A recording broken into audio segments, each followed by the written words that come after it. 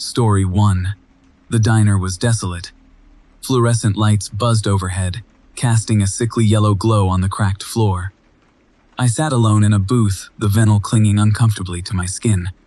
The coffee was lukewarm, staining the chipped mug a dull brown. Outside, the night pressed against the windows, a vast, impenetrable darkness. I was halfway through a route to Idaho, hauling a load of kitchen cabinets, and the silence of the open road was starting to get to me. A bell above the door chimed, startling me. A figure entered, shrouded in shadow. As they stepped closer, I could make out the details. Tall, unnaturally long limbs. Their face was obscured by the brim of a wide-brimmed hat, but I could feel their gaze, sharp and unsettling, boring into me. They slid into the booth across from me, the vinyl screeching in protest. "Mind if I join you?" Their voice was a low rasp, like dry leaves skittering across pavement. I swallowed, my throat suddenly dry. "Be my guest." They didn't speak for a long time, just sat there perfectly still, their presence radiating an almost palpable sense of unease. I tried to focus on my coffee, but I couldn't shake the feeling of being watched, scrutinized. Finally, they spoke. "You're a long way from home, aren't you?" "Yeah." I managed, my voice barely above a whisper. "Just passing through." "Passing through," they echoed, their voice laced with a strange, hollow quality. "We all are, in a way." But their words hung in the air, thick and heavy. I shifted uncomfortably in my seat, the vinyl squeaking again. I wanted to leave, to get back on the road, but something held me there. A morbid curiosity, perhaps. Or maybe something more sinister. "What are you hauling?" they asked, their voice barely audible. "Cabinets," I replied, my voice still strained. "Kitchen cabinets." They tilted their head, the brim of their hat shifting slightly, revealing a glimpse of pale, almost translucent skin. "Interesting," they murmured. "So many little compartments. So much space to hide things." A shiver ran down my spine. Their words felt loaded, heavy with unspoken meaning. I took a nervous sip of my coffee, the lukewarm liquid doing little to soothe my growing anxiety. "I should probably get going," I said, pushing myself away from the table. "So soon?" they asked, their voice laced with a hint of disappointment. "I was hoping you might stay a while longer. We could talk." I stood up, my legs feeling weak and unsteady. "I really have to go," I repeated, my voice trembling slightly. They didn't move, just sat there, watching me with those unsettling eyes. I turned and walked towards the door, my heart pounding in my chest. As I reached for the handle, I heard their voice again, low and close to my ear. "You can't leave," they whispered. "Not yet. We haven't finished our conversation." I spun around, my hand flying to my side. The booth was empty.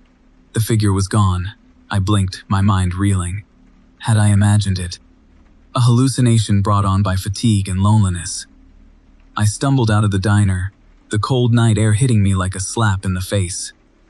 I climbed into my truck, my hands shaking as I fumbled with the keys. As I pulled out of the parking lot, I glanced back at the diner. The windows were dark, the building swallowed by the shadows. I drove for hours. The image of the figure burned into my mind.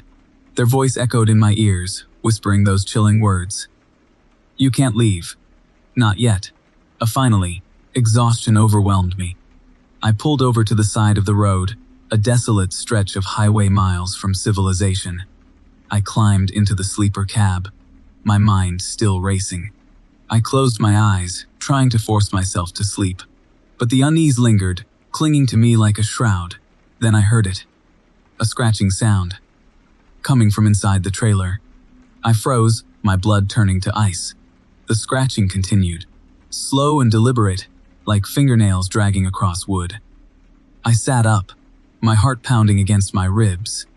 I grabbed my flashlight, my hand trembling as I switched it on. I climbed out of the cab and walked to the back of the trailer.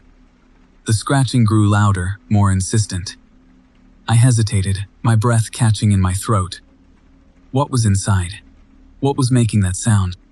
I took a deep breath and swung open the trailer doors.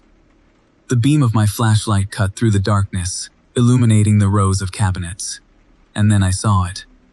In the back corner of the trailer, huddled among the cabinets, was the figure from the diner. Tall, gaunt, their face still hidden by the wide-brimmed hat. They were scratching at the inside of one of the cabinets, their long, bony fingers leaving deep gouges in the wood. "What are you doing?"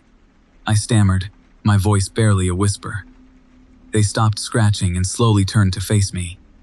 The brim of their hat lifted, revealing their face. It was pale and gaunt, the skin stretched taut over the bone. Their eyes were wide and black, devoid of any light, any humanity. Their lips were pulled back in a grotesque smile, revealing rows of sharp, pointed teeth. "I told you," they hissed, their voice a guttural rasp. So many little compartments, so much space to hide things. They reached out, their long, skeletal fingers grasping at the air. "And now I found you." Story 2. The sun bled a sickly yellow across the Wyoming plains. Miles swallowed miles. The endless expanse of scrub and rock pressed in on me, a vast, indifferent nothingness. I'd been hauling a load of prefabricated housing units from Cheyenne to Salt Lake City, a long, lonely stretch of highway that gnawed at the edges of sanity. I was pushing hard to make the deadline, gulping lukewarm coffee and forcing down stale crackers. My eyelids felt heavy, gritty with fatigue. I saw it in the rearview mirror first. A flicker of motion, something too fast, too erratic for any natural animal. I adjusted the mirror, peered closer. It was a figure, loping across the desolate landscape, keeping pace with my rig. Long, spindly limbs propelled it forward in jerky, unsettling strides. Its head, small and dark, bobbed with each movement. I shivered. It was too far away to make out details, but the overall impression was one of grotesque caricature, a warped imitation of a human being. I pressed the accelerator, pushing the 18-wheeler a little faster. The figure matched my speed, its movements unnervingly fluid despite the jagged gait. A cold dread seeped into my bones. This wasn't a lost hiker or a vagrant. This was something else entirely. Something wrong. As dusk deepened, the figure grew bolder. It closed the distance between us, its silhouette growing larger in the dimming light. I could see it now, more clearly. Its skin, or what looked like skin, was a sickly grayish-green, stretched taut over bone and sinew. Its limbs were abnormally long, ending in hands that were more like claws. The head, perched atop a thin, elongated neck, lacked any discernible features save for two large, black pits where eyes should have been. The sight of it made my stomach churn. I gripped the steering wheel, knuckles white. Fear, raw and primal, flooded my veins. The creature continued its relentless pursuit, its silent presence a heavy weight on my soul. I tried to reason with myself, to attribute it to exhaustion, to the tricks of the twilight. But the unshakable certainty remained. This was real. This was hunting me. The creature let out a high-pitched shriek, a sound that scraped against my eardrums like nails on a chalkboard. It was a sound devoid of any emotion, any humanity. A sound of pure, unadulterated malice. The shriek reverberated through the cab, through my very being, leaving a chilling echo in its wake. It began to climb.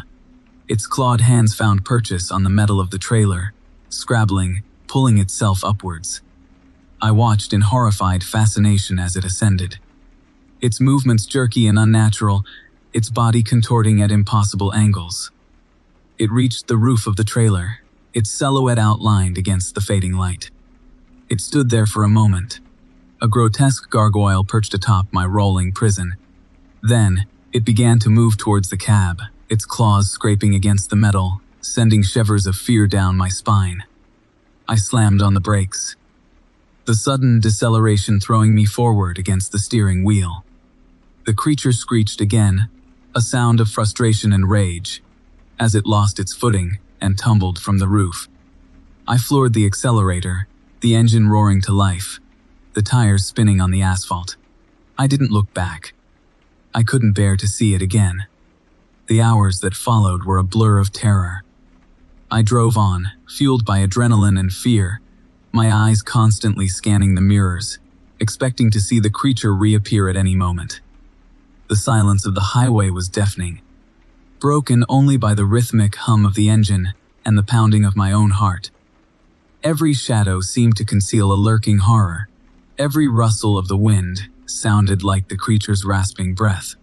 Finally, as dawn painted the sky a soft, hopeful blue, I reached Salt Lake City. The sight of civilization, of other human beings, was a balm to my frayed nerves. I parked the rig at the designated drop-off point, my body trembling with exhaustion and lingering fear. I stumbled out of the cab, the solid ground feeling unsteady beneath my feet. As I walked around to the back of the trailer to inspect the cargo, I saw it. Scratched deep into the metal, a series of crude claw-like marks. And beneath them, etched with a chilling precision, a single, unmistakable symbol. A circle with a single dot in the center. The symbol, I knew with a sickening certainty, of the creature that had hunted me across the Wyoming plains. The symbol of something ancient, something malevolent, something that I had barely escaped. I knew then that the highway held secrets, dark and terrifying secrets, and that I had glimpsed a corner of a world I never wanted to see again. The relief of reaching my destination was swallowed by a deeper, more pervasive fear. The fear that I was not safe. The fear that it was still out there, waiting, watching. Story 3. The first time I saw it, I thought it was a trick of the light. A flicker at the edge of my vision. Something huge and dark against the bruised purple of the morning sky. I was hauling a load of sulfuric acid, double tanker, white knuckles on the wheel, caffeine buzzing in my veins. Destination, Charleston. Route, Interstate 77. This particular stretch, just south of Point Pleasant, always gave me the creeps.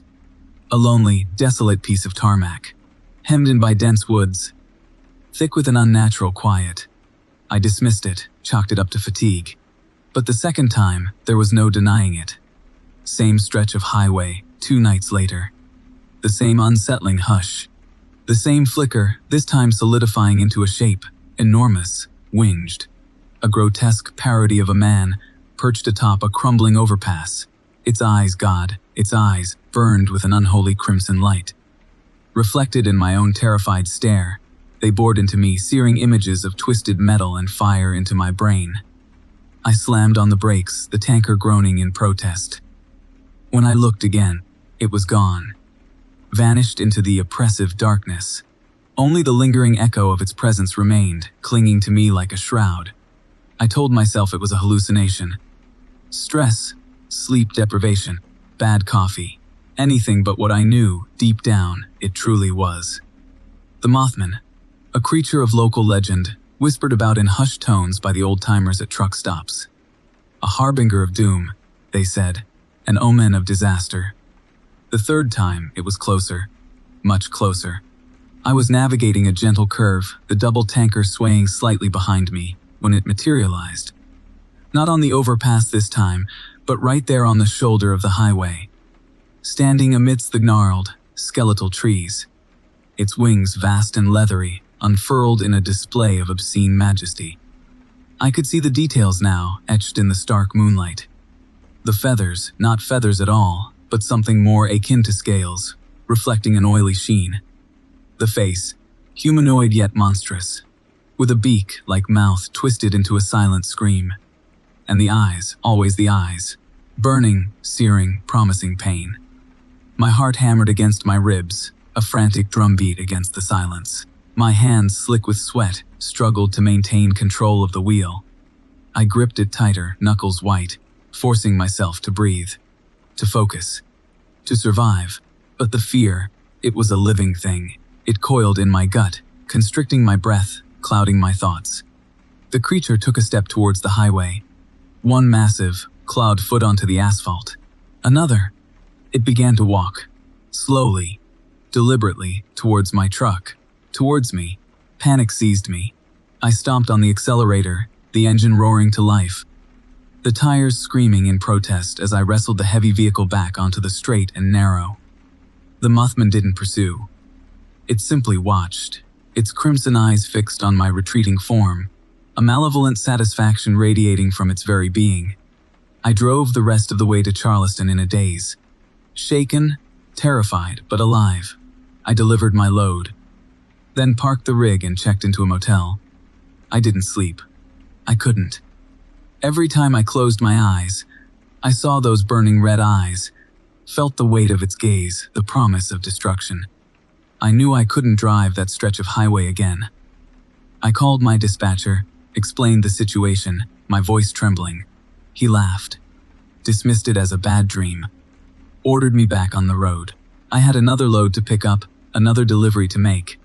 Same route, same damn highway. I tried to refuse, plead with him, but he was unyielding.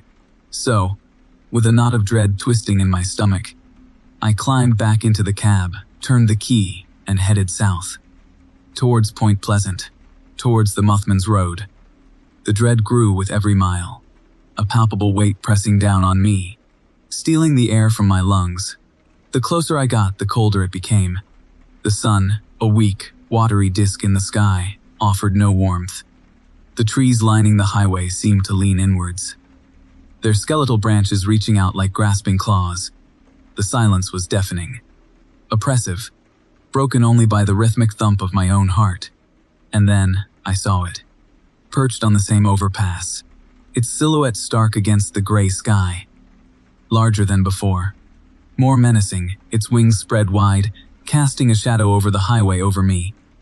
This time it didn't wait.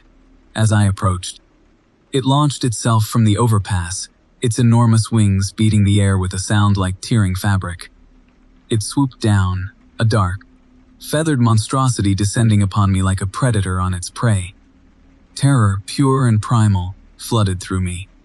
I slammed on the brakes, but it was too late. The creature slammed into the cab, the impact throwing me against the steering wheel.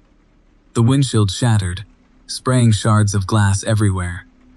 The truck swerved violently, the double tanker fishtailing behind me. I fought for control, but it was a losing battle. The Mothman, clinging to the roof of the cab, its claws tearing through the metal, its weight dragging the truck towards the edge of the highway, towards the steep embankment, towards the trees below. I screamed, a desperate, wordless cry lost in the cacophony of screeching tires, tearing metal, and the creature's unearthly shriek. The truck tipped, the world tilted, and then everything went black. The last thing I saw, before darkness consumed me, were those eyes. Burning, searing, triumphant. Story 4. The cypress trees clawed at the bruised purple sky. Their gnarled, skeletal branches intertwined, forming a suffocating canopy over the highway. It felt like driving through a tunnel made of bone. The Spanish moss draped from the limbs like tattered shrouds, swaying slightly in the humid, stagnant air. Louisiana. I should have taken the northern route. I pulled my rig into a small, deserted rest stop. Just a patch of gravel really, with a single, flickering sodium lamp casting a sickly yellow circle onto the muck. The silence was unnerving.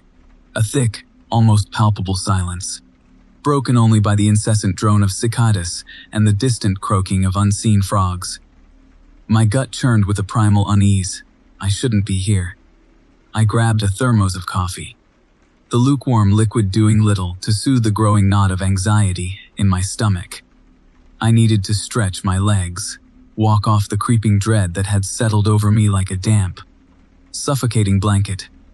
I stepped out of the cab, the air thick and heavy with the scent of decaying vegetation and something else. Something vaguely sweet, yet sickeningly metallic. That's when I heard it. A voice, rising above the drone of the insects. A melody so achingly beautiful, so ethereal, it sent a shiver down my spine. It was a woman singing, her voice high and clear, with a haunting, otherworldly quality. It seemed to emanate from the heart of the swamp, beckoning me towards the murky depths. Curiosity, or perhaps some darker impulse I couldn't name, pulled me forward. I left the pool of sickly yellow light, stepping into the oppressive darkness of the swamp.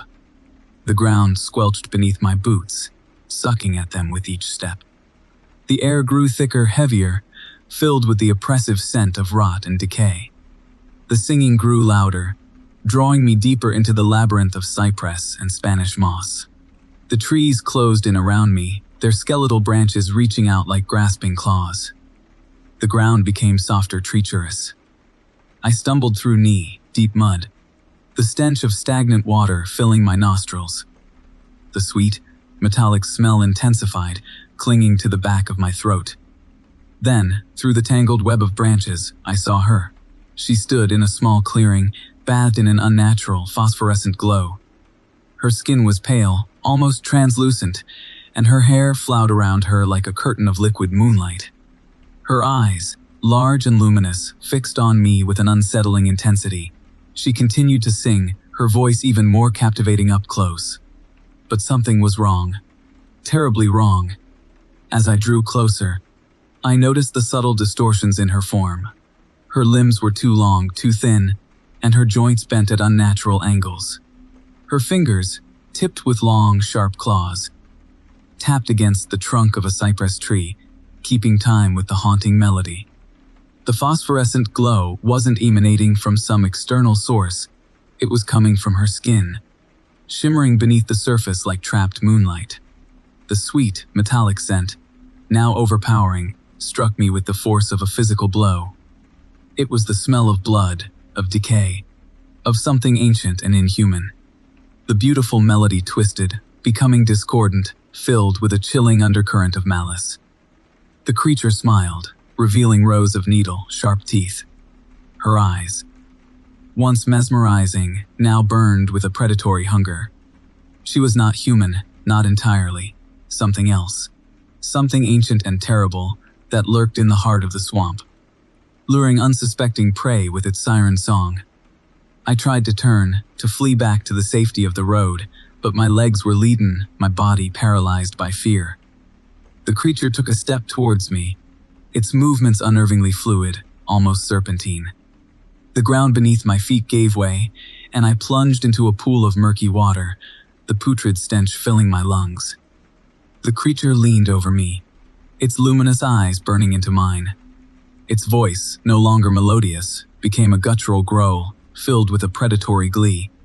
It reached out, its clawed fingers brushing against my cheek.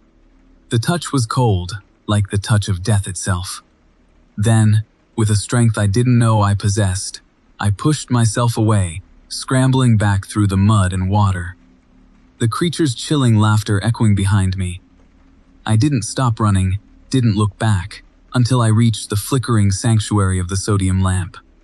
I clambered back into the cab, my heart pounding against my ribs like a trapped bird. I slammed the door, locked it, and put the rig in gear, flooring the accelerator. The wheels spun in the gravel, then caught, propelling me forward, away from the horror that lurked in the swamp. As I drove, I could still hear the creature's haunting song, faint now, but still echoing in my mind. A chilling reminder of the night I almost became another victim of the swamp gas siren.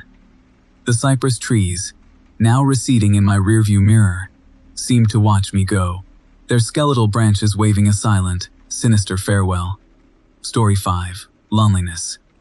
That's the trucker's curse. Miles blurring into an endless ribbon of asphalt, broken only by the occasional gas station or Grazy Spoon Diner. So, when I saw that skinny figure thumbing a ride on the outskirts of Reno, a flicker of something like companionship sparked within me. He was young, maybe early 20s, with a mop of dark hair and eyes that seemed too large for his pale face. He didn't speak much when I offered him a lift, just a mumbled thanks and a request to ride in the sleeper. A little unusual, sure, but I figured he was shy. Or maybe just tired. The first few hours were uneventful. He stayed tucked away in the back, quiet as a church mouse. I concentrated on the road, the Nevada desert stretching out on both sides, a vast, empty canvas painted in shades of brown and ochre. It was as the sun dipped below the horizon, painting the sky in bruised purples and oranges, that I first heard it. A faint scratching, coming from beneath the bunk. I dismissed it at first, figuring it was just road debris kicked up by the tires. but it persisted. Scratch, scratch, scratch. A rhythmic, unsettling sound that seemed to burrow its way into my skull. Unease coiled in my gut. I tried to ignore it, focusing on the endless highway, the rhythmic whoosh of the tires on the pavement. But the scratching grew louder, more insistent. It was definitely coming from under the sleeper berth. Everything all right back there? I called out, my voice tighter than I intended. Silence.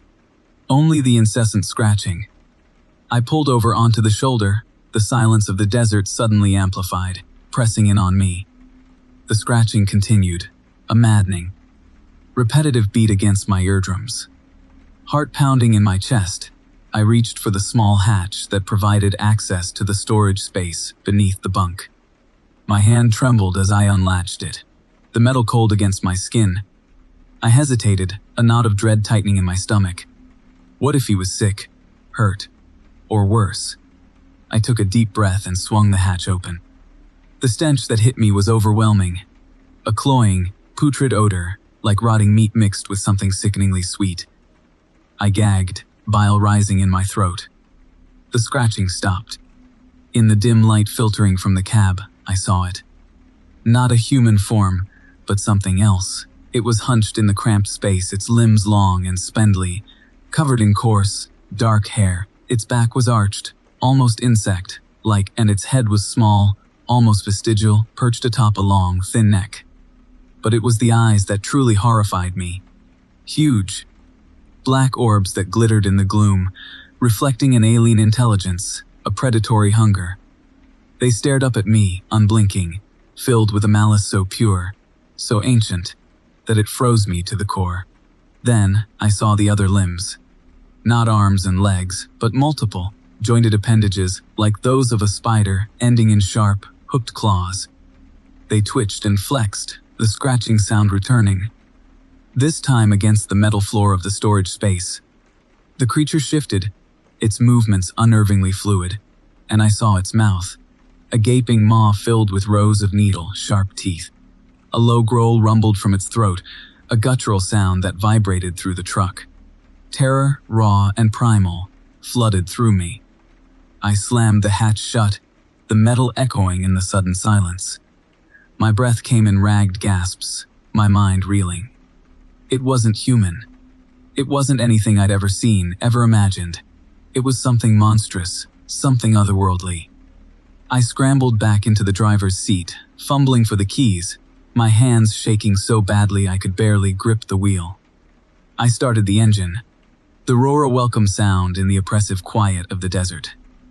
As I pulled back onto the highway, the scratching started again, louder this time, more frantic.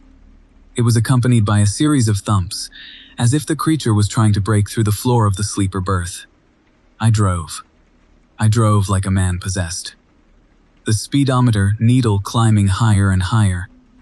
I didn't know where I was going, only that I needed to get away, to put as much distance as possible between myself and the monstrous thing in the back of my truck. The scratching intensified, the thumps grew harder, more violent. The metal of the sleeper berth began to buckle, to groan under the strain. The fear, a cold, suffocating presence, threatened to overwhelm me. Suddenly, a sickening crunch echoed from the back. The truck lurched violently. I glanced in the rearview mirror and saw the creature's head, its grotesque eyes fixed on me, protruding through the mangled metal of the sleeper berth. Its mouth opened in a silent scream, revealing rows of glistening teeth. The truck swerved again, tires screeching against the asphalt. I struggled to maintain control, my heart pounding against my ribs like a trapped bird. Then, with a final, earth-shattering lurch, the truck flipped. I remember the world spinning, the blinding flash of headlights, the sickening crunch of metal. Then, darkness, Story 6. The sun bled crimson onto the mesa, painting the twisted juniper trees in shades of blood and shadow. I was hopelessly, terrifyingly lost. My GPS had sputtered and died hours ago. The map in my glove compartment was older than I was, and the last semblance of cell service vanished somewhere around Tuba City. Now, swallowed by the vast, indifferent maw of the Navajo Nation, I felt a cold dread seeping into my bones. A dread deeper than just being lost. It was a primal fear, the kind that whispered of ancient things. Things best left undisturbed. I pulled my rig over, the groaning breaks a pathetic sound in the immense silence. Dusk was rapidly swallowing the day, and the air grew noticeably colder. The wind rustling through the canyon sounding like whispered warnings. My stomach churned with a nausea that had nothing to do with the jerky I'd eaten for lunch. This was a sickness of the soul, a creeping, unshakable unease. Just as panic began to clamber up my throat, I saw a figure in the distance. Tall and lean, wrapped in a blanket that seemed to absorb the dying light. Hope, foolish and desperate, flickered within me. I honked, a long, pleading blast. The figure turned, its face hidden in shadow. It began to walk towards me, each step strangely fluid, almost unnatural. As it drew closer, I could see the details. The blanket was a patchwork of dark, earthy tones, and the figure beneath it was gaunt, almost skeletal. When it finally stood beside my cab, it raised its head. The face was etched with deep lines, the eyes like chips of obsidian, glittering with an unnerving intensity. No words were spoken, but I felt a pressure in my mind, a cold, probing sensation that made me recoil. Hesitantly, I lowered my window. "Excuse me," I managed, my voice a dry rasp. "I seem to be lost. Could you tell me how to get to Kayenta?" The figure tilted its head, the obsidian eyes boring into mine. Then, a voice raspy and low, like stones grinding together, spoke. "Kayenta?" "Yes, I can show you." Relief, sharp and sudden, flooded through me. "Thank you," I stammered. "I'm so grateful, Ba." The figure gestured with a long, bony finger towards a barely discernible dirt track leading away from the main road. "This way," it rasped. "Follow this path." "But," it added, the voice dropping to an almost inaudible whisper, "you must give me something in return." The unease returned, a chilling premonition. "What do you want?" I asked, my voice barely above a whisper. The figure's lips curled into a thin, unsettling smile. "A piece of yourself," it hissed, the sound sending a shiver down my spine. "A memory. A cherished one." I hesitated. The request was bizarre, unsettling, but the desperation to escape this desolate landscape outweighed my growing fear. "Okay," I agreed, my voice trembling slightly. "Which one do you want?" The figure's smile widened, revealing teeth that were too sharp, too pointed. "The happiest one you have," it whispered. "The one that brings you the most joy." My mind raced. My wedding day. The birth of my daughter. The memory of my father teaching me to ride a bike. Each memory flashed before me, vibrant and precious. The thought of losing any of them was like a physical pain. "Please," I pleaded. "Can't I give you something else? Money, my watch?" The figure shook its head slowly. "No, only a memory will do." The obsidian eyes burned into me, and I felt a strange pressure, a compulsion I couldn't resist. The memory of my daughter's laughter, her tiny hand clasped in mine, surfaced in my mind, clear and bright.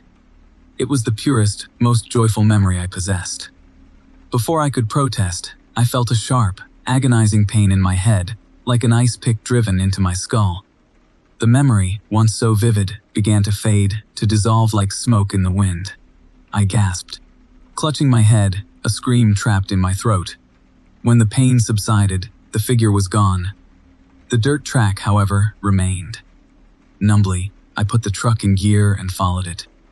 A hollow emptiness where the cherished memory once resided. I reached Kayenta just as dawn broke, the town lights a welcome beacon in the darkness. But the relief was fleeting.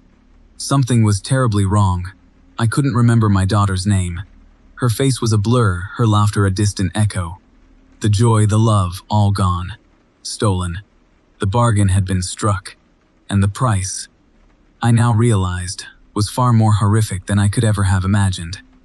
I had escaped the wilderness, but I was lost in a far more terrifying place. A place of emptiness and sorrow. A desolate landscape of my own making. And in the rearview mirror, I could almost see it. A fleeting glimpse of the figure in the distance.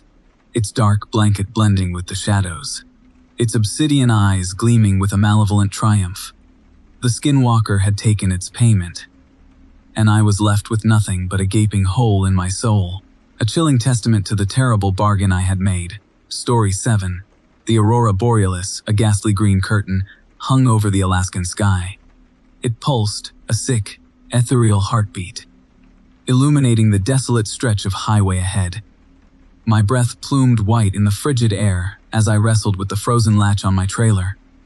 30 below, they said it would be. 30 below, and a blizzard on the way. The latch refused to budge. A gnawing unease settled in my gut, deeper than the cold. This run, hauling frozen fish from Anchorage to Fairbanks, was already 2 days behind schedule. Now this. A loud crack echoed through the frozen stillness. Not the familiar groan of settling ice. This was something different, sharper, more deliberate. I glanced around, the vast whiteness broken only by the skeletal silhouettes of spruce trees. Nothing. Just the wind whispering through the brittle branches, sounding like skeletal fingers tapping on bone. I dismissed it as ice shifting on the nearby frozen lake, but the hairs on my arms stood on end. Finally, with a grunt of effort, the latch gave way.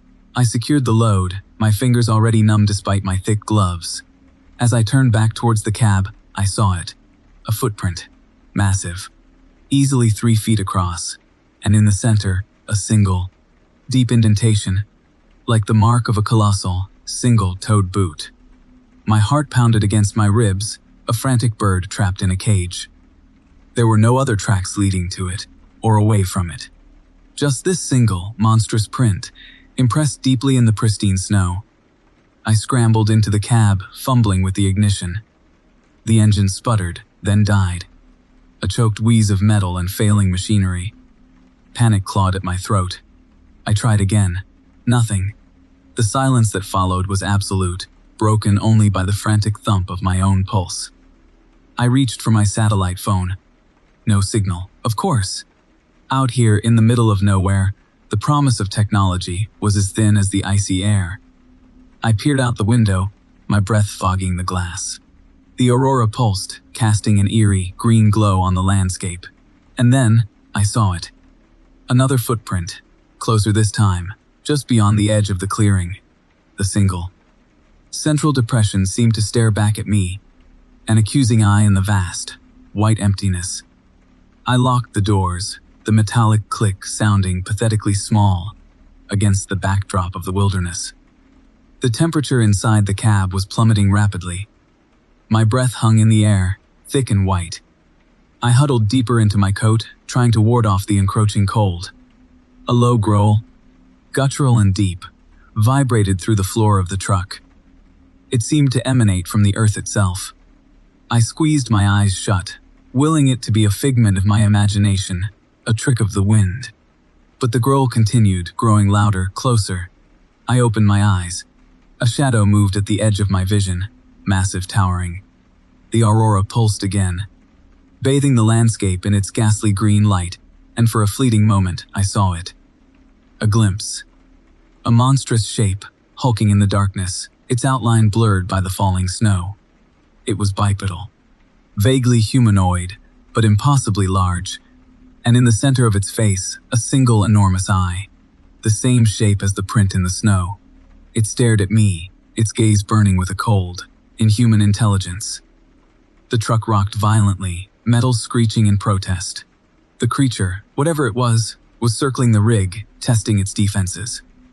I curled into a ball in the driver's seat, every muscle screaming in terror. The growling intensified, the sound resonating deep within my chest. The cab shuddered again, a sharp, metallic clang echoing from the back. The creature was tearing at the trailer, ripping it open. The back doors of the cab burst open, a rush of frigid air flooding the small space. I screamed, a primal sound born of pure, unadulterated terror. The monstrous eye, illuminated by the pulsing aurora, filled the doorway. It stared at me, and then, with a deafening roar that shattered the silence of the frozen wasteland, it reached in. The last thing I saw, Before everything went dark was the massive cyclopean eye, drawing closer, closer, until it filled my entire world. Story 8. The diner was desolate. Perched on the edge of a forgotten highway in Nevada, fluorescent lights buzzed, casting a sickly yellow glow over the cracked vinyl booths. Coffee stained the Formica tabletop, a testament to countless wary travelers who had passed through before me. I was hauling a load of sheds to Reno, a mundane cargo that usually lulled me into a comfortable monotony. But tonight, a strange tension coiled in the air, thick and palpable. The waitress, a gaunt woman with eyes that seemed to swallow the dim light, shuffled over to my booth. Her movements were slow, deliberate, almost ritualistic. She placed a chipped mug in front of me, the ceramic cold against my touch. "Coffee," she rasped, her voice like dry leaves skittering across pavement. I nodded, a shiver crawling down my spine. Something felt wrong, deeply wrong. I glanced around the diner, at the empty booths, the peeling wallpaper, the flickering lights. An unsettling silence hung heavy, broken only by the buzz of the insects drawn to the luminescence. I sipped the coffee. It was bitter, almost metallic, a taste that lingered unpleasantly on my tongue. Outside, the Nevada desert stretched into an endless black void. The stars were hidden behind a thick curtain of clouds, and the only illumination came from the diner's lonely sign, a beacon in the desolate landscape. I finished my coffee and paid the waitress, eager to escape the suffocating atmosphere. Back on the highway, the unease persisted. I pushed the accelerator, trying to outrun the feeling, but it clung to me like a second skin. Miles blurred past, the landscape unchanging, an endless panorama of scrub brush and rock formations. Then, I saw it. A flicker of light in the distance, off the main road down a dirt track I hadn't noticed before. Curiosity, a dangerous companion on these lonely stretches of highway, gnawed at me. I slowed the truck, pulled onto the dirt track, and followed the flickering light. The track was rough, the truck bouncing and swaying, my cargo shifting ominously in the back.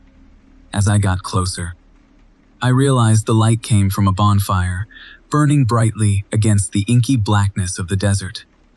Figures moved around the fire, their silhouettes distorted and grotesque in the flickering flames.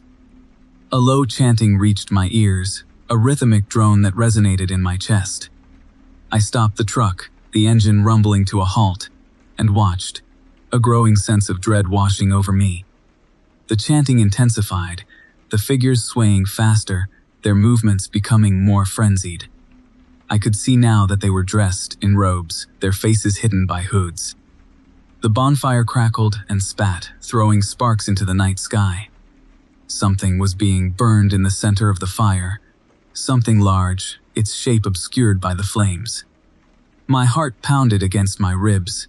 I knew, with a certainty that chilled me to the bone, that I shouldn't be here. This was something ancient, something profane. I shifted the truck into reverse, my hands trembling on the wheel. Then, the chanting stopped. A silence descended, heavier than the desert night. The figures turned towards the truck, their hooded faces invisible in the darkness. I could feel their gaze, cold and piercing, burning into my skin. Fear, raw and primal, flooded my veins. A figure stepped forward, its robe billowing in the non-existent breeze. It raised its hand, and the others followed suit. They began to walk towards the truck, their movements slow, deliberate, almost ritualistic. They were closing in, their presence radiating an aura of menace. I slammed my foot on the accelerator, the truck lurching forward, tires spinning in the loose dirt.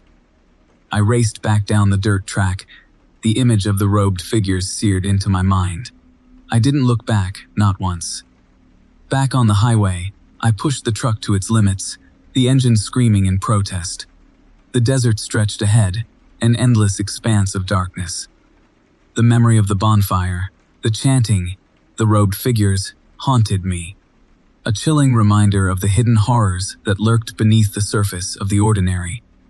The mundane cargo in the back suddenly felt weighted with an unspeakable dread. I knew I would never forget the night I stumbled upon the ritual in the Nevada desert, a secret I would carry with me. A chilling testament to the darkness that resides in the hidden corners of the world. The drive to Reno suddenly felt like a desperate flight, a race against the encroaching shadows. I kept driving, the vast emptiness of the desert mirroring the growing emptiness within me. Story 9. The sign creaked, a rusted metal shriek in the oppressive stillness. Advertising. Eats. In peeling paint. I was bone-tired, eyelids heavy with miles, stomach rumbling with a hunger only a grazy spoon could satisfy. This place, a squat, solitary building hunched under the sickly yellow glare of a single security light, was my only option for miles. I pulled my rig into the gravel lot, the crunch under my tires loud in the unnatural quiet. Inside, the fluorescent lights hummed, casting a sterile, unsettling glow over the scene. A handful of patrons sat at the counter and in booths. Perfectly still, their backs ramrod straight. They were all facing the same direction, towards a curtained stage at the far end of the diner. Their silence was thick, oppressive, broken only by the buzzing of the lights and a low, rhythmic chanting that seemed to emanate from behind the curtain. Unease, cold and clammy, gripped my gut. The air itself felt thick, heavy, like wading through something viscous. I walked towards the counter, my boots echoing on the linoleum floor, each step seeming to amplify the unsettling silence. No one looked at me. No one acknowledged my presence. It was as if I was invisible, a ghost in my own reality. A woman, her face gaunt and pale, sat behind the counter, her eyes fixed on the stage. Her hands were clasped together, knuckles white. "Can I get some coffee?" I asked, my voice raspy, strained. She didn't respond. Didn't even blink. I cleared my throat, tried again. "Coffee, please." Still nothing. The chanting continued, a guttural, unsettling drone that vibrated deep in my bones. I pulled out a stool, the metal scraping against the floor, a sound that seemed deafening in the suffocating silence. I sat down, my gaze drawn to the stage. The curtain, a heavy, dark velvet, was almost entirely closed, but a sliver of light peeked through at the bottom. I could see the tips of shoes pointed towards the center of the stage. A putrid smell, like rotting meat mixed with sickly sweet perfume, began to permeate the air. My stomach churned. I looked at the other patrons, their stillness unnerving, their faces pale and vacant, eyes glazed over. They were like statues, posed in some macabre tableau. Suddenly, the chanting stopped. The silence that followed was absolute, suffocating. Then, a single, high-pitched note, like a scream choked off before it could fully form, pierced the air. It was followed by a wet, sickening thud. The patrons didn't react, didn't move, didn't even flinch. The curtain twitched. My heart pounded in my chest, a frantic drum beat against my ribs. I wanted to leave. To run. To get as far away from this place as humanly possible. But my feet felt rooted to the floor, my body frozen in place by a primal fear.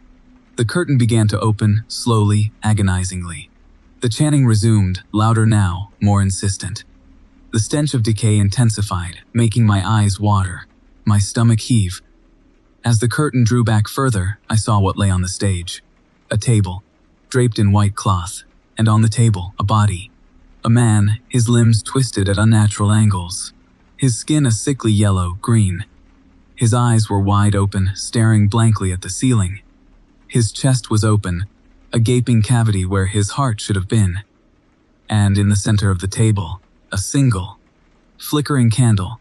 Its flame danced and swayed, casting grotesque shadows on the faces of the patrons. Their eyes, still glazed over, were fixed on the body, their expressions a mixture of reverence and hunger. Then, the woman behind the counter finally moved. She turned towards me, her eyes, once vacant, now burning with an unnatural light. A slow, unsettling smile spread across her face, revealing teeth that were too sharp, too long. "The offering is ready," she said, her voice a raspy whisper. "Join us." My blood ran cold. The chanting intensified, reaching a fever pitch. The patrons began to rise, their movements slow, deliberate. They turned towards me, their eyes locked on mine, their smiles mirroring the woman's. They began to advance, their steps synchronized, their hands outstretched. I understood then. I wasn't a customer. I was the next course, the offering. I scrambled back, knocking over my stool, my breath catching in my throat. I stumbled towards the door, my legs leaden, my body screaming in protest. The patrons closed in, their movements no longer slow, but quick, predatory. Their hands reached for me, their fingers grasping, their smiles widening. The last thing I saw, as they dragged me towards the stage, the chanting reaching a deafening crescendo, was the flickering candle on the table. Its flame danced and swayed, casting a final, grotesque shadow over my face. And then darkness. Story 10. The coffee was lukewarm bitter. I grimaced, tossing the dregs into a stained, concrete planter overflowing with cigarette butts. My bladder, full from 8 hours of uninterrupted driving, finally urged me toward the restroom.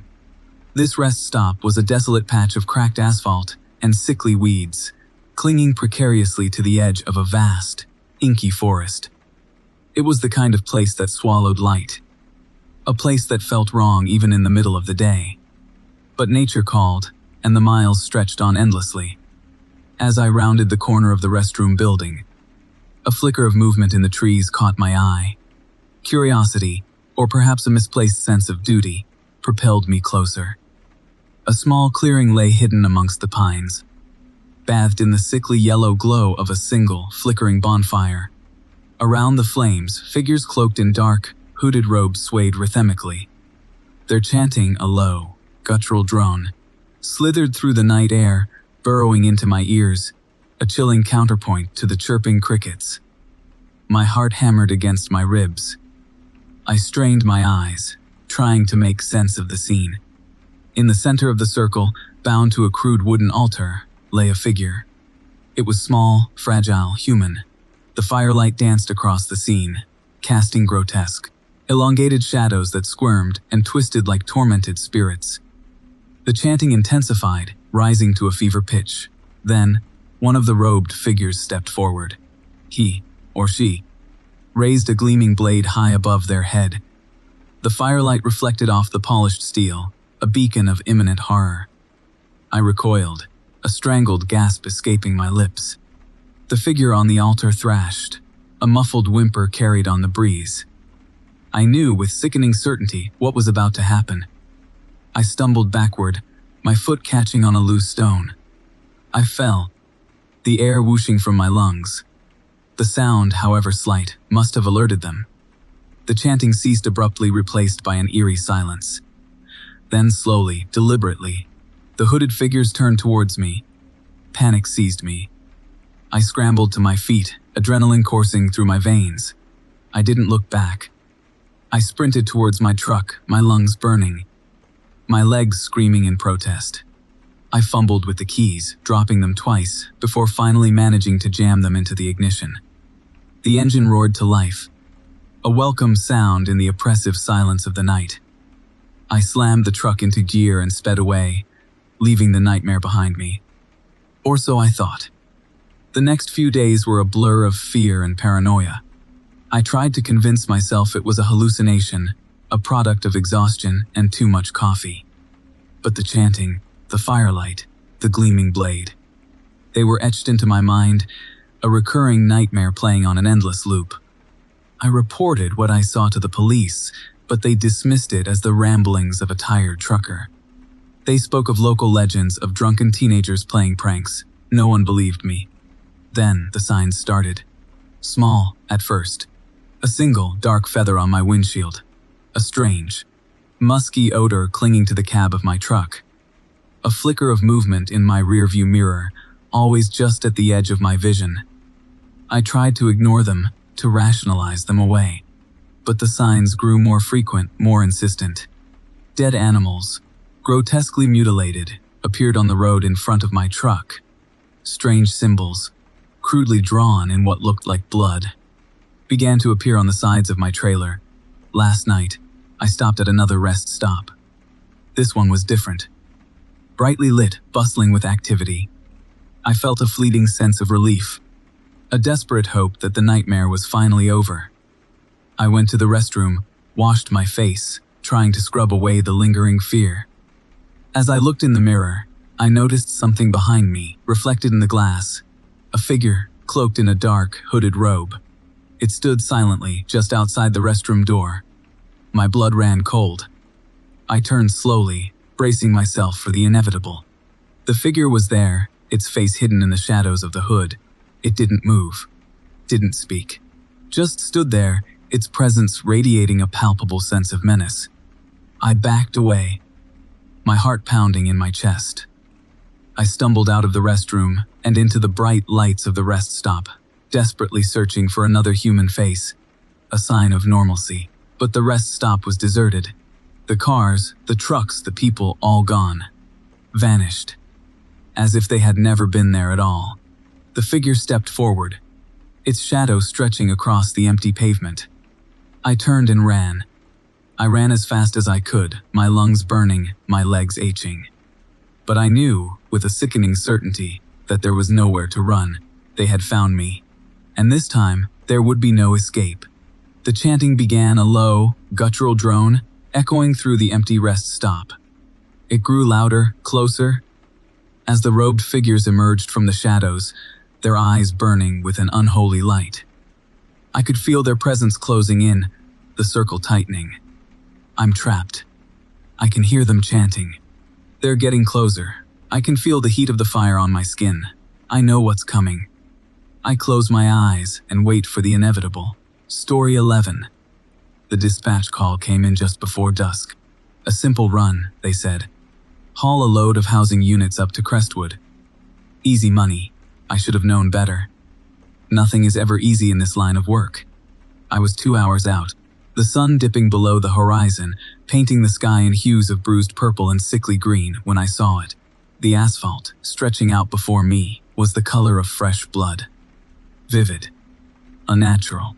It shimmered under my headlights, an obscene, pulsating ribbon unfurling into the gathering darkness. I slowed, gripping the wheel, my knuckles white. This wasn't right. This wasn't any kind of paving material I'd ever seen. It looked wet, almost slick, but there was no rain. No moisture in the air. Just a growing sense of unease, tightening its icy grip around my gut. I pressed on, cautiously. The crimson highway seemed to absorb the light, creating an oppressive, suffocating darkness around me. The silence was absolute, broken only by the low hum of my tires on the unnatural surface. Then I saw them. Flickering shapes at the edge of my vision. Pale, translucent figures, squirming in silent agony. They were everywhere. On the median, along the shoulders, emerging from the blood-red asphalt itself, their limbs twisted at unnatural angles. Their faces contorted in expressions of unimaginable suffering. Their eyes, vacant and hollow, stared straight through me. I slammed on the brakes, the truck shuddering to a halt. My heart pounded against my ribs, a frantic bird trapped in a cage. I wanted to scream, to turn back, to do anything but stay here, on this cursed stretch of highway. But I was frozen, paralyzed by a fear so profound it stole my breath. One of the figures, a woman with long, flowing hair that seemed to squirm like living snakes, drifted closer. Her spectral form shimmered, the edges blurring into the crimson asphalt. I could see through her, yet she was undeniably there. Her silent scream echoed in my mind, a chilling vibration that resonated deep within my bones. Then, whispers, faint, at first like the rustling of dry leaves. They grew louder, coalescing into a chorus of tortured voices. They spoke of sacrifice, of pain, of a dark ritual performed under the watchful eyes of a malevolent deity. They spoke of the road itself, a conduit for their eternal torment. They were trapped, bound to this crimson highway, their agony fueling its existence. I understood then. This wasn't just a road, it was an altar, a monument to unimaginable cruelty. The asphalt, the color of blood, was a testament to the horrors committed here. A grotesque offering to whatever dark god presided over this forsaken place. The whispers intensified, becoming a cacophony of screams. The figures pressed closer, their spectral hands reaching out, their vacant eyes boring into mine. I felt their despair, their agony, seeping into my soul, staining it with their eternal suffering. I had to get out of there. I slammed my foot on the gas pedal, the truck lurching forward, tires screeching against the crimson surface. The figures swirled around me, a vortex of tormented souls. Their screams filled the cab, a symphony of despair. I gripped the wheel, fighting to maintain control, my vision blurring, my mind reeling. As I sped down the blood-red highway, I saw glimpses of the past, flashes of the ritual. Dark, robed figures chanting under a blood-red moon. Innocent victims dragged screaming onto the newly laid asphalt, their lifeblood staining its surface. The road itself seemed to pulse, to throb, as if feeding on their terror, their agony. I drove blindly, desperate to escape the horrifying spectacle. The crimson highway stretched on, seemingly endless, a testament to the depravity of the human heart.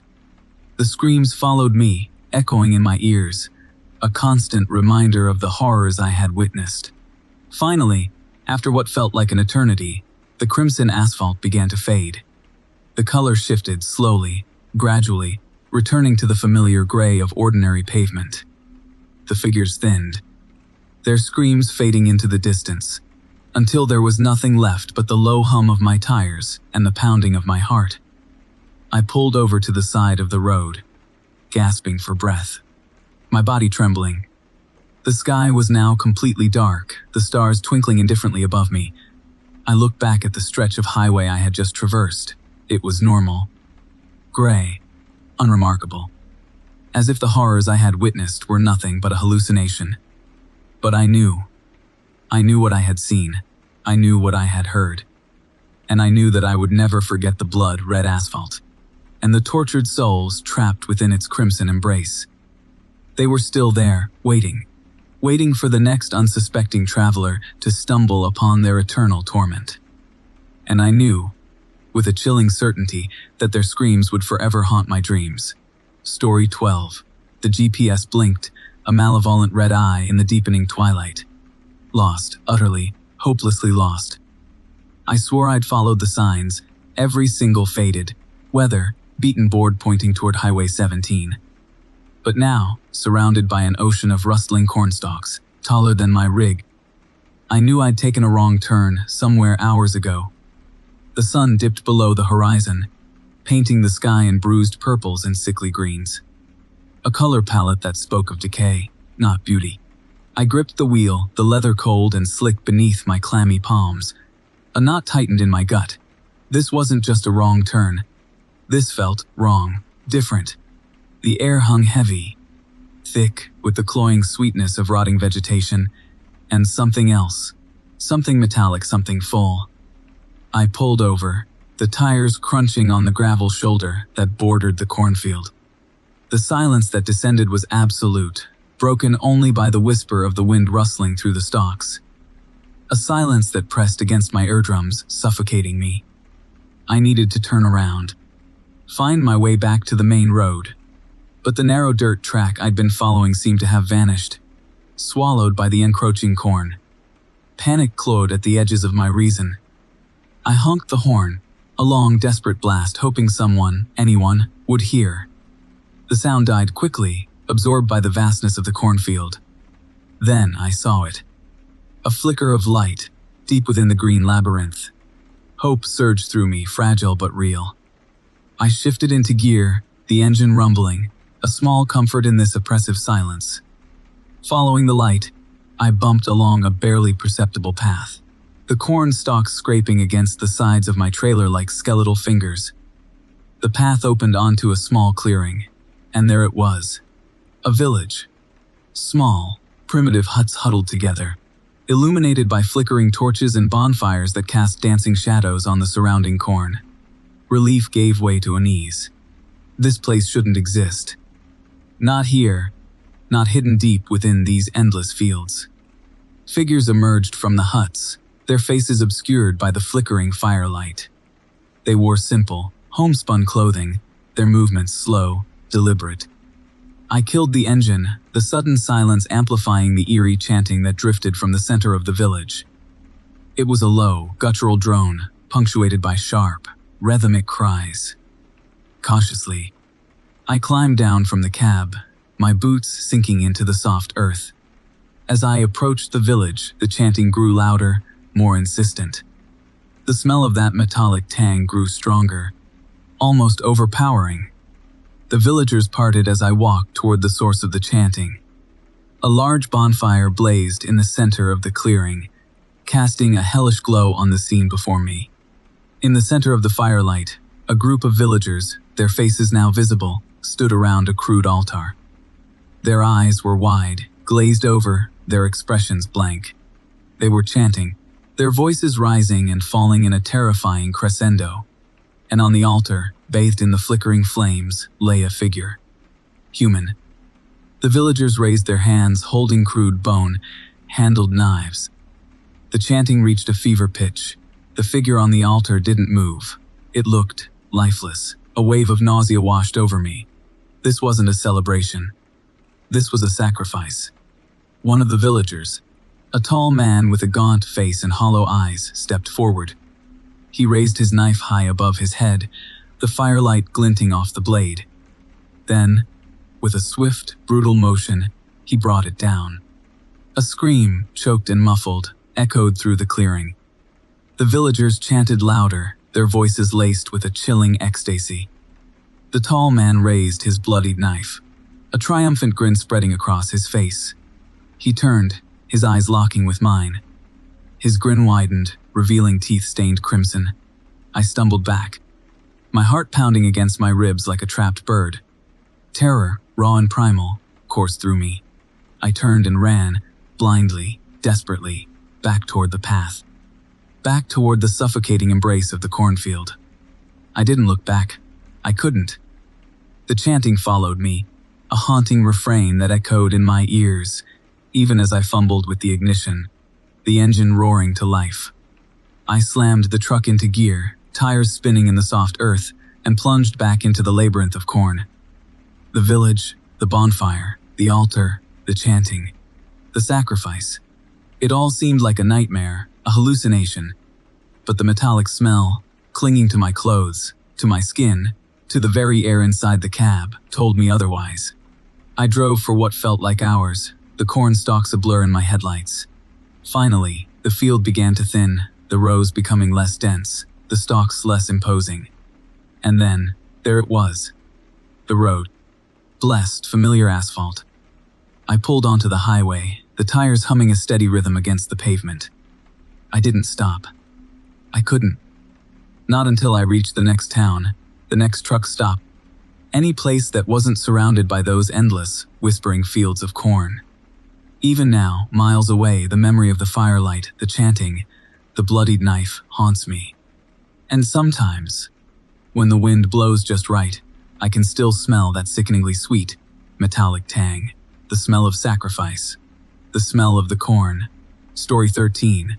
The neon sign of the Crossroads Diner buzzed, a sickly green against the bruised purple of the twilight sky. I pulled my rig into the gravel lot, the crunch under my tires a lonely sound in the vast emptiness. I was bone-weary, 3 days into a haul to California, craving a hot meal and a bottomless cup of coffee.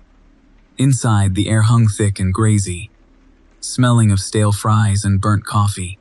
Booths lined the walls, their vinyl cracked and worn smooth by countless wary travelers. At the far end, tucked away in a dimly lit corner, sat a woman. She was ancient, draped in layers of shawls and scarves, her face a roadmap of wrinkles etched deep into parchment skin. A small hand, painted sign leaned against her table. Fortune teller. I snorted. Teller, out here. In the middle of nowhere. But something about her, something in the dark, glittering eyes that seemed to see right through me, drew me in. I slid into the booth across from her, the plastic sticking to my jeans. Just coffee, I told the waitress who lumbered over, her face set in a perpetual grimace. The old woman watched me, her lips pursed in a thin, knowing smile. You seek more than coffee, traveler. Her voice, a dry rustle, caught me off guard. "You seek answers." I shifted uncomfortably, pulling out a crumpled pack of cigarettes. "No, ma'am. Just coffee." She ignored me, her gaze intense, unnerving.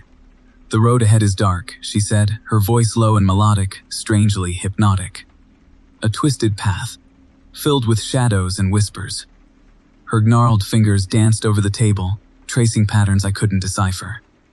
"Beware the crimson bird, traveler. It sings of death." I chuckled nervously, lighting my cigarette. "Crimson bird. Sounds like a bad country song." Her eyes narrowed and the smile vanished. "The crimson bird will peck at your flesh, tear at your soul." She hissed, her voice suddenly sharp, like shattered glass. "It will feast on your fear." I paid for my coffee and left, dismissing her words as the ramblings of a crazy old woman. But as I drove through the night, her prophecy clung to me, a chilling premonition I couldn't shake. The next day, I saw it. A flash of crimson against the monotonous gray of the highway. A bird, larger than any I'd ever seen, perched on a dilapidated fence post. Its feathers were a vibrant, almost unnatural shade of red. Its eyes, black and beady, fixed on me. It opened its beak, and a guttural shriek ripped through the air, a sound that made my teeth hurt, my blood run cold. I slammed on the brakes, swerving to avoid hitting a stray dog that had darted onto the road. The dog, a mangy mutt with ribs showing through its matted fur, whimpered and limped away. I watched it go, a knot of unease tightening in my stomach. The crimson bird was gone. That night. I stopped at another truck stop, this one even more desolate than the last. The diner was empty save for a lone cook flipping burgers with a listless air. I ordered a sandwich and a cup of coffee, trying to ignore the gnawing fear that was starting to consume me. As I ate, I noticed a small, red feather lying on the counter. It was the same vibrant crimson as the bird I'd seen earlier. I picked it up, my fingers trembling. It felt strangely warm, almost alive. Suddenly, a searing pain shot through my hand. I dropped the feather, yelping. A small, bloody puncture wound marked my finger. It looked like a bird peck. Panic began to rise in my chest, a suffocating wave of dread. The old woman's words echoed in my mind. "The crimson bird will peck at your flesh, tear at your soul, Ba." I fled the diner, my heart pounding in my chest. I drove for hours, desperate to put as much distance as possible between myself and the crimson bird and the old woman's prophecy. But the fear clung to me, a suffocating shroud. The following day, the manifestations grew more intense. I started seeing the bird everywhere. Perched on telephone poles, on road signs, on the carcasses of dead animals by the side of the road. Each time, it would let out that ear-splitting shriek, its black eyes burning into me. My body began to burn. Deep, throbbing pains in my muscles and joints. My skin felt raw, as if something was pecking at it from the inside. Then, the hallucinations began. I would see flashes of crimson in my peripheral vision, hear the birds shriek even when it wasn't there. My mind was unraveling, the line between reality and nightmare blurring.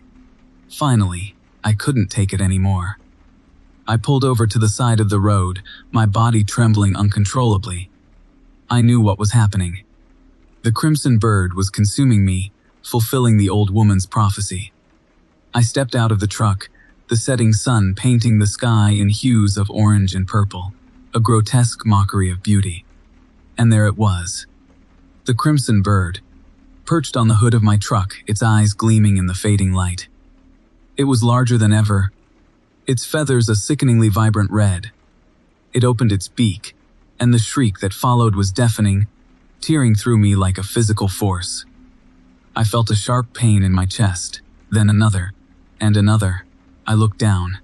My shirt was stained with blood. Small, bloody puncture wounds covered my chest, like a macabre constellation. The crimson bird hopped closer, its beak dripping with blood, not its own. My vision began to tunnel, the world around me fading to black.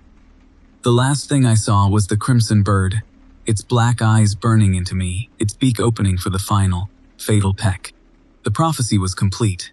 Story 14. The GPS blinked, a malevolent red eye in the deepening twilight. It insisted I was on the right route. A route that had somehow devolved from a 2-lane blacktop to a rutted dirt track, barely wide enough for my rig. The trees pressed in, skeletal fingers clawing at the fading light. They were close.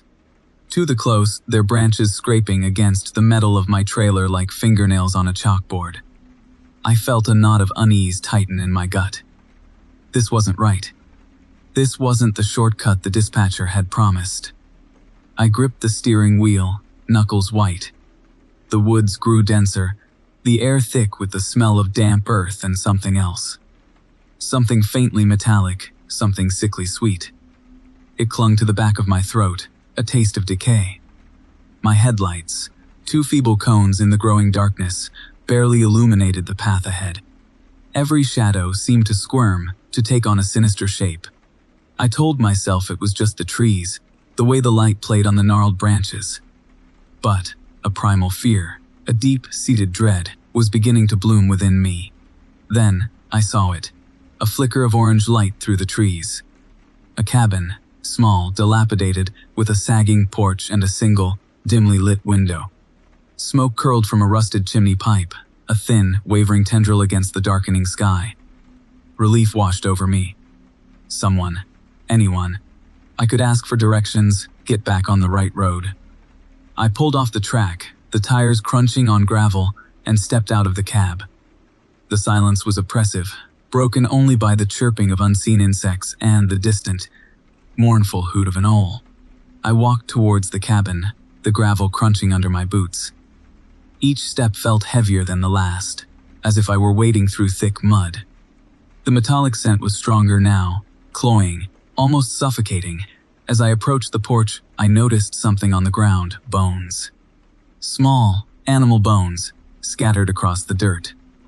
I swallowed hard, the knot in my gut tightening again.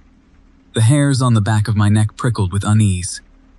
I told myself it was probably just a wild animal, a fox or a raccoon, killed by a predator. But the bones seemed too numerous, too scattered. I reached the porch, the wood groaning under my weight. The door hung slightly ajar, revealing a sliver of the interior. I raised my hand, hesitated for a moment, then knocked. The sound echoed through the silent woods. No answer. I knocked again, louder this time. Still no answer. I pushed the door open slowly, peering into the darkness. The cabin was small, a single room. A fireplace dominated one wall, filled with cold ashes. A rough-hewn table sat in the center of the room, 2 chairs pulled up to it. In the corner, a lumpy bed was covered with a stained blanket. The air was heavy with the smell of dust, mildew, and that same sickeningly sweet metallic odor. I stepped inside, my eyes adjusting to the dim light. That's when I saw them. Hanging from the rafters, suspended by thick ropes, were dozens of wind chimes, made of bone, human bone. Skulls, femurs, ribs, all strung together with wire and twine, creating a macabre symphony of death. The wind chimes swayed gently in the breeze that wafted through the open door, clicking and clacking against each other, a hollow, unsettling sound. My breath hitched in my throat. My stomach churned. I stumbled backwards, wanting to scream, to run, to escape the horrific scene before me. But my legs felt like lead, my voice trapped in my throat. I was frozen, paralyzed by terror.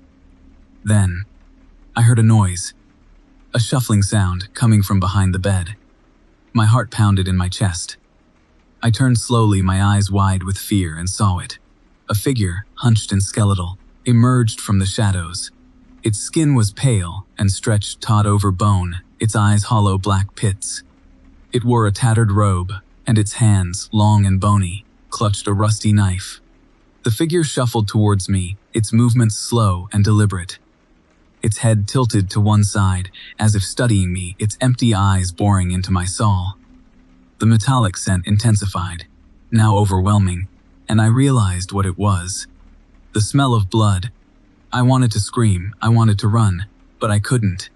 I was trapped, rooted to the spot, my eyes fixed on the approaching figure. The creature raised its knife, the blade glinting in the dim light, and let out a low, guttural growl. It was a sound that came from the depths of hell, a sound that promised pain and death. The figure lunged, the knife flashing towards me. I closed my eyes, bracing for the inevitable. But, instead of pain, I felt a sharp jolt, a sudden lurch. My eyes snapped open. I was back in my truck. The engine idling, the headlights illuminating the dirt track. The cabin was gone. The bones were gone. The figure was gone. I slammed my foot on the accelerator, tires spinning in the dirt, and roared away from that cursed place. The woods receded in my rearview mirror, swallowed by the darkness. I didn't stop driving until dawn, until I reached a busy highway, until I was surrounded by the comforting sounds of civilization.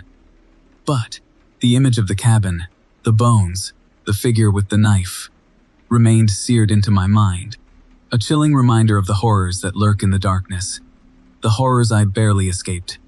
Story 15. The sign read, Whispering Pines, next exit. I should have kept driving. I should have pushed through the knowing fatigue, the tightening in my shoulders, the gritty dryness behind my eyes. But the lure of rest, the promise of stillness, won out. Whispering Pines. It sounded peaceful. How wrong I was. The rest stop was little more than a gravel patch carved into the dense forest. No facilities, no other vehicles, just pines, stretching into the oppressive darkness like skeletal fingers. I pulled my rig as far off the road as possible, killed the engine, and crawled into the sleeper berth. Sleep came quickly, a heavy, dreamless oblivion. Then, the whispers started. At first, they were faint, a rustling murmur barely audible over the chirping of crickets. I dismissed it as the wind rustling through the needles, a natural symphony of the woods. But the whispering grew, slowly, insidiously, winding its way into my slumber. It became a sibilant chorus, weaving around my head, a cacophony of voices just out of reach. I sat up, heart hammering against my ribs. The inside of the cab was bathed in the eerie glow of the moon, filtering through the pines. Everything looked normal, yet the whispering persisted, closer now, more insistent. It seemed to emanate from the trees themselves, 1,000 mouths breathing secrets into the night. I rolled down the window, a sliver of cool night air brushing against my face. The whispering intensified, a chilling wave of sound washing over me. I could almost distinguish words, fragmented phrases swirling around me. Lost, one voice hissed. Never leave, another rasped. Join us, they chorused, a chilling harmony of dread. Panic tightened its icy grip around my throat. I slammed the window shut, the sound echoing unnaturally loud in the sudden silence of the cab. But the whispers continued, penetrating the glass, burrowing into my mind. They were inside now. Not just outside, they were part of me. I tried to rationalize it. Sleep deprivation, stress, a trick of the acoustics. But the whispers mocked my attempts at logic, twisting and turning into grotesque parodies of reason. They spoke of things I couldn't comprehend, of ancient evils residing within the woods, of souls trapped and tormented for eternity. Hours crawled by, each one more agonizing than the last. The whispers grew louder, more menacing, a constant assault on my sanity. Faces began to appear in the shadows, contorted and grotesque, their eyes burning with malevolent glee. They reached out to me, their skeletal fingers beckoning me into the darkness. I curled up in the corner of the sleeper berth, hands clamped over my ears, trying to block out the infernal chorus. But the whispers were everywhere, inside my head, under my skin, in the very marrow of my bones. They were consuming me, devouring my soul, leaving behind a hollow shell of terror. The first rays of dawn finally pierced through the oppressive darkness. The whispers seemed to recede, their hold on me weakening. I stumbled out of the cab, blinking in the pale morning light. The woods looked different now, peaceful, serene, almost beautiful. Had it all been a nightmare, a hallucination brought on by exhaustion? Then I saw them. The trees. Their bark was covered in carvings, hundreds of them, intricate and disturbing. They depicted faces, the same faces I had seen in the shadows, their eyes wide with agony and despair. And beneath the faces etched into the wood were words. Lost. One carving read, "Never leave," another proclaimed. "Join us," they commanded, a silent chorus of doom. I ran. I ran as fast as I could, away from the whispering pines, away from the faces in the trees, away from the madness that had consumed me. I didn't stop until I reached the highway, the roar of passing trucks a welcome reprieve from the silence of the woods. I never looked back. I never wanted to see whispering pines again. The whispers, however, they never truly left. They linger still, a faint echo in the darkest corners of my mind, a constant reminder of the night I spent in the woods, the night the trees whispered my name. Story 16. The blizzard hit without a whisper of warning. One moment, I was chewing on a stale sandwich. The next, the world was a blinding white chaos of swirling snow. Visibility dropped to near zero. My rig, a hulking beast of metal and chrome, felt like a toy boat tossed in a raging ocean.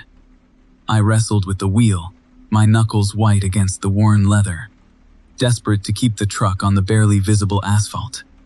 The thought of jackknifing on this deserted stretch of highway sent a shiver down my spine. It was getting dark, and the temperature was plummeting. I had to find shelter. Fast. Through the snow-obscured windshield, a faint glimmer caught my eye. A light. Small and flickering. As I got closer, a dark silhouette materialized from the swirling white. A cabin. Small and derelict, barely more than a shack, but a beacon of hope in the growing storm. I pulled off the highway, the tires crunching on the fresh snow, and brought the rig to a stop a safe distance from the building. The cabin was older than it looked from the road. The wood was warped and blackened with age. Several of the window panes were missing, and the roof sagged precariously. Hesitantly, I approached the front door, the wind howling like a banshee around me. The door creaked open on rusted hinges, revealing a dark, musty interior. Inside, the air was thick with the scent of decay and something else. Something acrid, faintly metallic. The single light I had seen came from a dying fireplace, casting long, dancing shadows across the room. The furniture was ancient and covered in a thick layer of dust. A rocking chair sat eerily still in the corner, facing the cold fireplace. I decided to stay just for the night, the storm showing no signs of letting up. I found some dry wood stacked near the fireplace and managed to coax a small fire to life, the flames casting a flickering orange glow across the room. The warmth was a welcome reprieve from the biting cold. As I sat there, watching the flames dance, I noticed strange markings carved into the wooden walls. They were crude and unsettling, resembling twisted, contorted figures. I tried to ignore them, telling myself they were just the doodles of some bored woodsman. But a growing sense of unease gnawed at my gut. I felt watched, observed. The shadows in the corners of the room seemed to deepen, to shift and squirm. The silence was heavy, broken only by the crackling of the fire and the mournful howl of the wind. Then I heard it. A faint whisper. A rustling sound, coming from the back of the cabin. My heart pounded in my chest. I grabbed a heavy iron poker from beside the fireplace, my hand slick with sweat. "Hello," I called out, my voice trembling slightly. The only response was the wind. I cautiously made my way towards the back of the cabin, the poker held high. The rustling sound grew louder, more insistent. It seemed to be coming from behind a closed door. I hesitated for a moment, then slowly reached for the knob. The door creaked open, revealing a small, dark room. The air was even colder here, and the metallic smell was stronger. The rustling sound stopped. I peered into the darkness, my eyes straining to see. And then, I saw it. A shape, huddled in the corner, small and hunched. As my eyes adjusted, the shape began to resolve itself. It was human, or at least it had once been human. The figure was desiccated and mummified, its skin stretched taut over its bones. Its empty eye sockets stared back at me, filled with an ancient, unyielding emptiness. Clutched in its bony hands was a small, leather-bound book. As I stared at the horrifying figure, the whispering started again. It was coming from the book. A low, guttural chanting, filled with a malice that chilled me to the bone. The markings on the walls, the metallic smell, the unsettling presence I had felt, it all clicked into place. This cabin was not just abandoned. It was cursed. Suddenly, the figure moved. Its head snapped up, its empty sockets locking onto mine. Its jaw opened in a silent scream, revealing rows of yellowed teeth. The chanting grew louder, more frenzied. Terror gripped me. I stumbled back, dropping the poker with a clang. I turned and fled, back through the main room, out into the blinding snow. I didn't look back. I ran towards my truck, the wind screaming in my ears, the chanting echoing in my mind. I fumbled with the keys, my hands shaking uncontrollably, and scrambled into the cab. The engine roared to life, and I slammed the truck into gear, tires spinning in the snow. As I drove away, the cabin shrinking in my rearview mirror, I saw a flicker of movement in one of the windows. A dark shape, silhouetted against the flickering firelight. And I knew, with a certainty that chilled me to the core, that the entity within that cursed cabin had not been contained. It had been unleashed. And it was coming for me. Story 17. The GPS blinked. A malevolent red eye in the gathering dusk. It insisted I was on the right path, a shortcut through the heart of the Appalachians. A shortcut to hell, as it turned out. The paved road dissolved into gravel, then dirt, then barely a suggestion of a trail etched into the dense, suffocating foliage.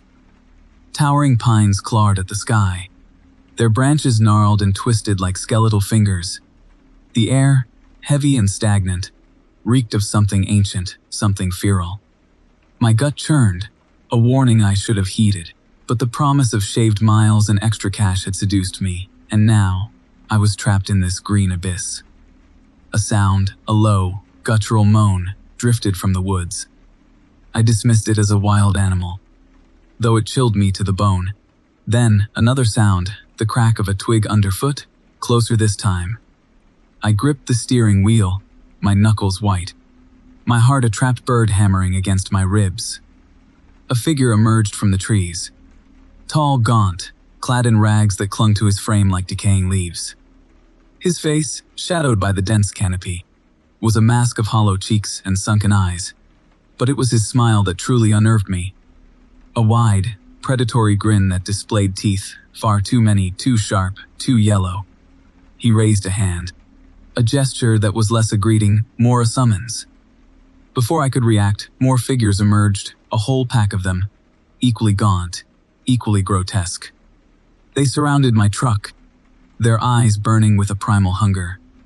One of them, a woman with stringy gray hair and a face like crumpled parchment, pointed a long, bony finger down the path. I understood, without words, that I was being directed. I had no choice but to obey.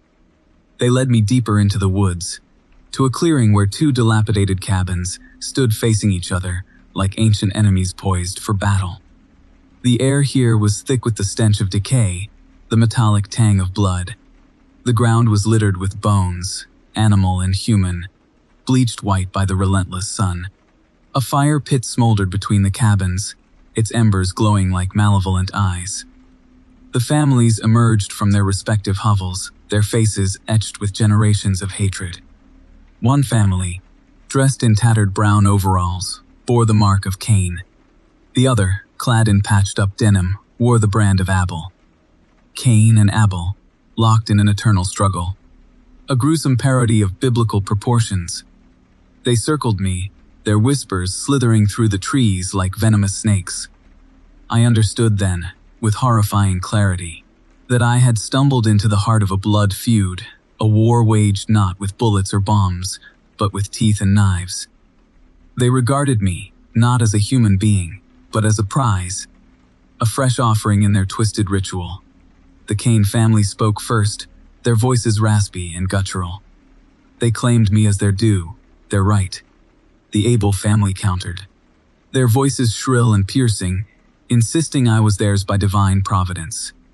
Their argument escalated, their whispers turning to shouts, their shouts to snarls. They began to push and shove, their hands grabbing, clawing, tearing. The fight erupted in a frenzy of violence. They turned on each other, their teeth bared, their eyes blazing with primal fury. They bit and scratched and clawed, their bodies a squirming mass of limbs and rags. The air filled with the sickening crunch of bone, the wet squelch of flesh tearing. I watched, paralyzed by terror, as the families devoured each other, their hatred consuming them like a wildfire. The ground became slick with blood, the air thick with the coppery tang of gore. The fire pit roared, fueled by the carnage, its flames casting grotesque shadows that danced and squirmed on the trees. In the midst of the chaos, a young girl, no older than 10, emerged from the Abel cabin. Her face, smeared with blood, was devoid of emotion. She held a rusty cleaver, its blade dripping with crimson. She approached me, her eyes fixed on mine, a chillingly calm expression on her face. She raised the cleaver. The firelight glinted off the blade, a blinding flash of silver. Then, everything went dark. Story 18. The sun bled out of the sky, staining the clouds a sickly purple. I gripped the wheel tighter, my knuckles white against the worn leather. Another hour, maybe 2, and I'd be clear of Blackwood Forest. A place whispered about in hushed tones at truck stops. A place where even the seasoned drivers like myself took the longer route to avoid. Tonight, though a detour forced my hand, the trees were thick, oppressive. They clawed at the dwindling light, their skeletal branches like grasping fingers. It was then I saw the first one. A face carved crudely into the trunk of a towering oak. The eyes, deep gouges in the wood, seemed to bore into me. My heart quickened. I told myself it was a trick of the light, a natural formation in the bark. I forced my gaze forward, willing myself to dismiss it. Then, another face. This one. On a slender birch, its mouth a gaping, silent scream. A shiver crawled down my spine. The feeling that I was being watched intensified. I sped up, the growl of the engine a weak reassurance against the growing unease. More faces appeared. They were everywhere. Twisted visages of agony and despair etched into the bark of every tree. And their eyes, oh God, their eyes. They followed me. No matter how fast I drove, how sharply I turned, their hollow gazes remained locked on my truck. They seemed to multiply with each mile. A silent, judging audience. The air grew heavy, thick with an unnatural stillness. The forest held its breath. Even the normal nighttime sounds, the chirping of crickets, the rustling of leaves, were absent. Only the steady thrum of the tires on the asphalt broke the suffocating silence. I felt a prickle of fear, a cold dread that seeped into my bones. I glanced at my side mirror. A face, freshly carved, stared back at me from a tree just at the edge of the road. It hadn't been there a moment ago. This one was different, smoother, more detailed, and its expression, not agony, not despair, but anticipation. Panic seized me. I slammed my foot on the accelerator, the truck roaring forward. The trees blurred into a nightmarish corridor of watching eyes. I couldn't escape their gaze. They were always there, in my peripheral vision, just on the edge of sight. The road ahead twisted sharply. As I wrestled with the wheel, I saw it. A figure, standing in the middle of the road. Humanoid but wrong. Its limbs were too long, too thin. Its head lolled at an unnatural angle. And its face. Oh God, its face. It was a patchwork of the faces I'd seen carved into the trees, stitched together into a grotesque mosaic of horror. I slammed on the brakes, the tires screeching in protest. The truck skidded, veering dangerously close to the edge of the road. I squeezed my eyes shut, bracing for the inevitable impact. But it never came. I opened my eyes cautiously. The figure was gone. The road ahead was empty. I was alone. The faces in the trees, however, were still there. Their eyes, burning holes in the darkness, followed my every move. I took a deep breath, trying to steady my trembling hands. I had to get out of here. I put the truck in gear, my foot hovering over the accelerator. As I began to move forward, I saw it, the figure again. This time, it was closer. much closer. It stood just a few feet from the front of my truck, its patchwork face contorted in a silent snarl. I slammed the truck into reverse, the engine screaming. The figure didn't move. It just stood there, its eyes fixed on mine. Its grin widened, revealing rows of jagged, uneven teeth. I spun the wheel, desperate to escape. The truck fishtailed, tires spinning uselessly on the loose gravel at the edge of the road. I was trapped. The figure lunged. Its long, spindly fingers raked across the hood of the truck, leaving deep gouges in the metal. It pressed its face against the windshield, its mismatched eyes burning into mine. Its breath, hot and rancid, fogged the glass.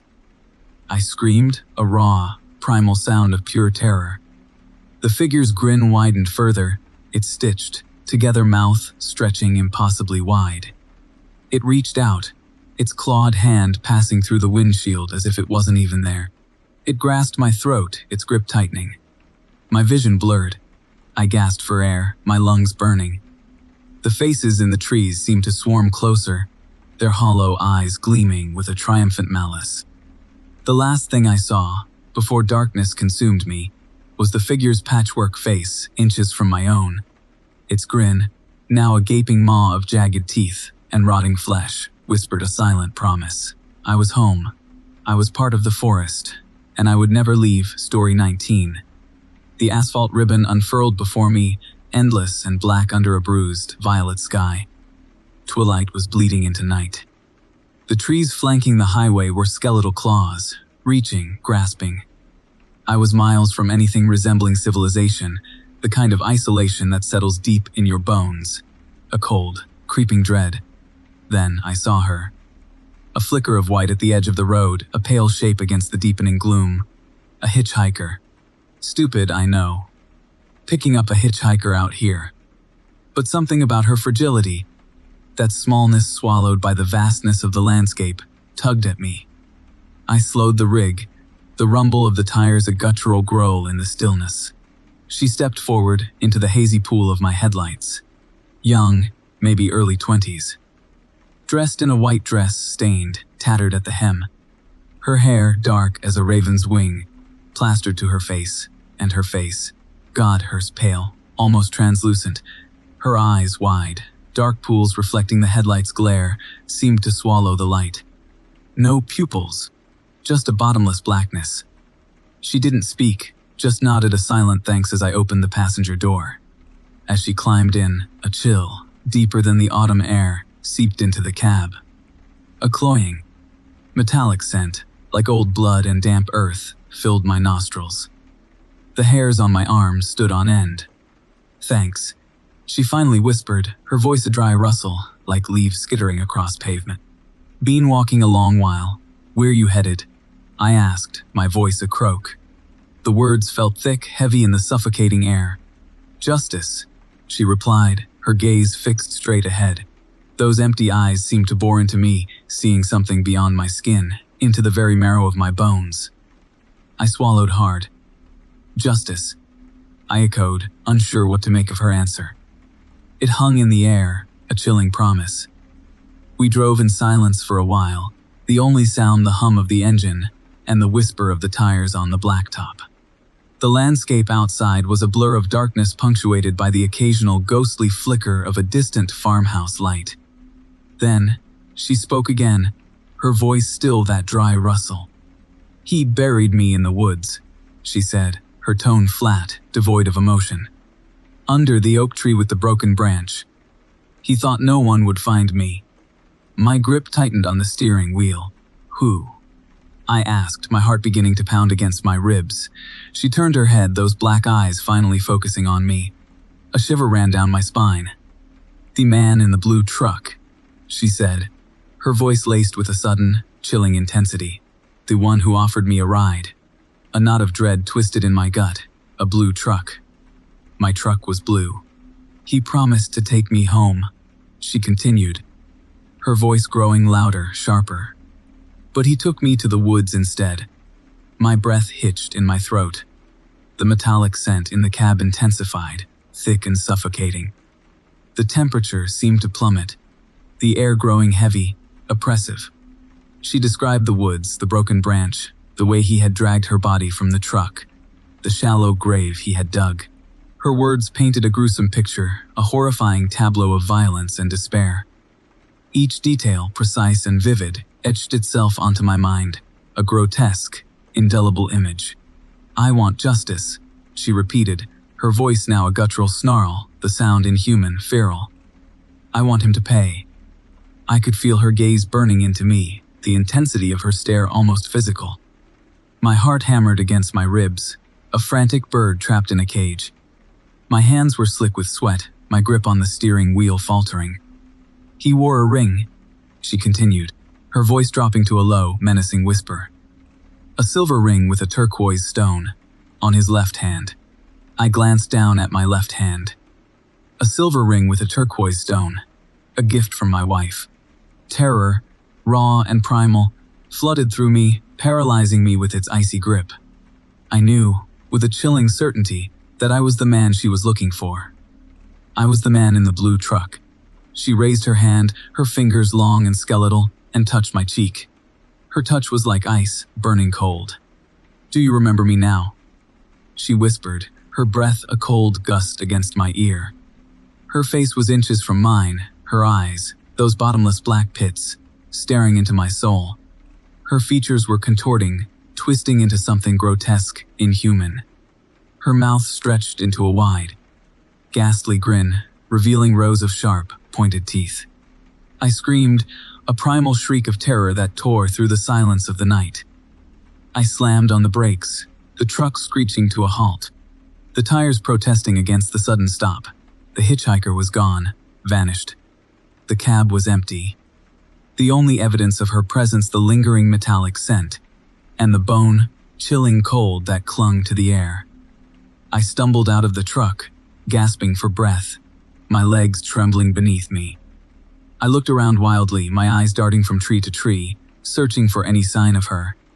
There, in the distance, bathed in the pale moonlight, I saw it. The woods. The oak tree with the broken branch. I backed away from the truck, my heart pounding in my chest, a frantic drumbeat of terror.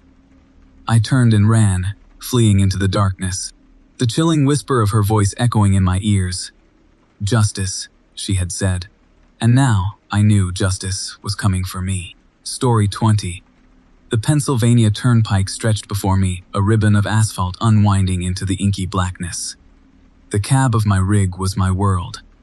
The glow of the dashboard my only solace against the encroaching night. I was hauling a load of steel piping to Cleveland, a run I'd made 100 times. Yet tonight felt different. The air was thick with an unnatural stillness, and the silence was so profound it pressed against my eardrums. Just beyond Breezewood, as I crested a long, slow incline, I saw it. A fleeting glimpse of movement in the tree line at the edge of the embankment. Something large. Something upright. It vanished before I could process what I'd seen, leaving behind an unnerving prickle on my skin. I told myself it was a deer, a bear, anything but what my gut whispered it might be. A few hours later, well past midnight, the unsettling quiet was shattered by a sound that made my blood run cold. It began as a low, guttural growl, then escalated into a series of howls that reverberated through the hills. The hair stood on end on my arms. This was no wolf. This was something primal, something monstrous. I gripped the steering wheel, my knuckles white, my heart a frantic drum against my ribs. I pushed the accelerator, eager to leave the sound behind, but then, bathed in the sickly yellow glow of my headlights, I saw it. Standing on the shoulder, just ahead of my truck, a creature of nightmare. It stood easily 8 feet tall, covered in thick, matted dark fur. Its eyes glowed with a predatory red light. But it wasn't the size or the fur that horrified me. It was the face. A canine muzzle filled with sharp teeth, a feral snarl twisting its features. A dogman. Real and terrifying. It pounded a massive fist on the hood of my rig. The impact jarring me to my core. The metal buckled. The creature let out a deafening roar that vibrated through the cab, a sound full of rage and hunger. I floored the gas pedal, praying that the aging engine had enough life left in her to outrun this monstrosity. I didn't look back, but I could feel its presence behind me. The heavy thump of its footsteps reverberated through the chassis. The hauls continued, closer now, echoing in the claustrophobic space of my cab. Fear, raw and visceral, choked me. I managed to put some distance between myself and the creature, but the sense of dread remained. Every shadow at the edge of the road seemed to hold another horror. Every rustle of leaves sounded like its pursuit. My nerves were frayed, my body buzzing with adrenaline. As dawn approached, creeping over the horizon in hues of pale gray and sickly yellow, I began to relax, just marginally. Surely, this creature of the night would retreat with the arrival of day. But as the sun finally broke through the veil of darkness, revealing a landscape shrouded in an eerie mist, a new horror unfolded. In a clearing just beyond a stand of twisted pines, I saw another figure. This one was even larger than the dogman, taller and broader, covered in a coat of shaggy, reddish-brown fur. Its face was ape-like, its eyes deep, set and intelligent, yet filled with a chilling emptiness. Bigfoot. The two creatures stood facing each other, the dogman snarling and snapping, the Bigfoot silent and still, its massive frame radiating an air of immense power. The silence that followed was more terrifying than any howl or roar. It was the silence of predators sizing each other up, a prelude to a battle I couldn't imagine. Suddenly, the Bigfoot moved. With a speed that belied its size, it lunged forward, grabbing the dogman by the throat. The dogman, caught off guard, let out a strangled yelp. The struggle was brief, brutal. The Bigfoot's immense strength was no match for the dogman's ferocity. I watched, paralyzed with fear, as the Bigfoot lifted the dogman off the ground, its massive hands tightening around its throat, choking the life out of it. The dogman's struggles weakened, its snarls fading into whimpers. The Bigfoot tossed the lifeless body to the ground with a sickening thud. Then, it turned its gaze towards me, its eyes boring into mine across the distance. The chilling intelligence in those eyes sent a wave of terror through me that I had never known. It took a single step towards the highway, then another. I slammed my foot on the gas pedal, the engine roaring back to life. I left the clearing, the two creatures, and the terrifying tableau behind, but the image of the Bigfoot's gaze, the sheer power and malevolence in its eyes, remained seared into my mind. I drove for hours, the sun climbing higher in the sky, but the darkness within me remained. The Pennsylvania Turnpike, once a familiar route, was now a haunted road, forever tainted by the horrors I had witnessed. Story 21. The desert stretched, endless and unforgiving, under the bruised purple sky. The setting sun painted the sparse clouds with streaks of sickly green and orange. I chewed on a stale piece of beef jerky, the taste like sawdust in my dry mouth. Miles bled into miles. The monotony broken only by the rhythmic thrum of the tires against the asphalt and the lonely drone of the refrigerator unit behind me. I hadn't seen another vehicle for hours. It was the kind of isolation that gnaws at you, makes you feel small, insignificant, exposed. Then, I saw it. A flicker of movement in my side mirror.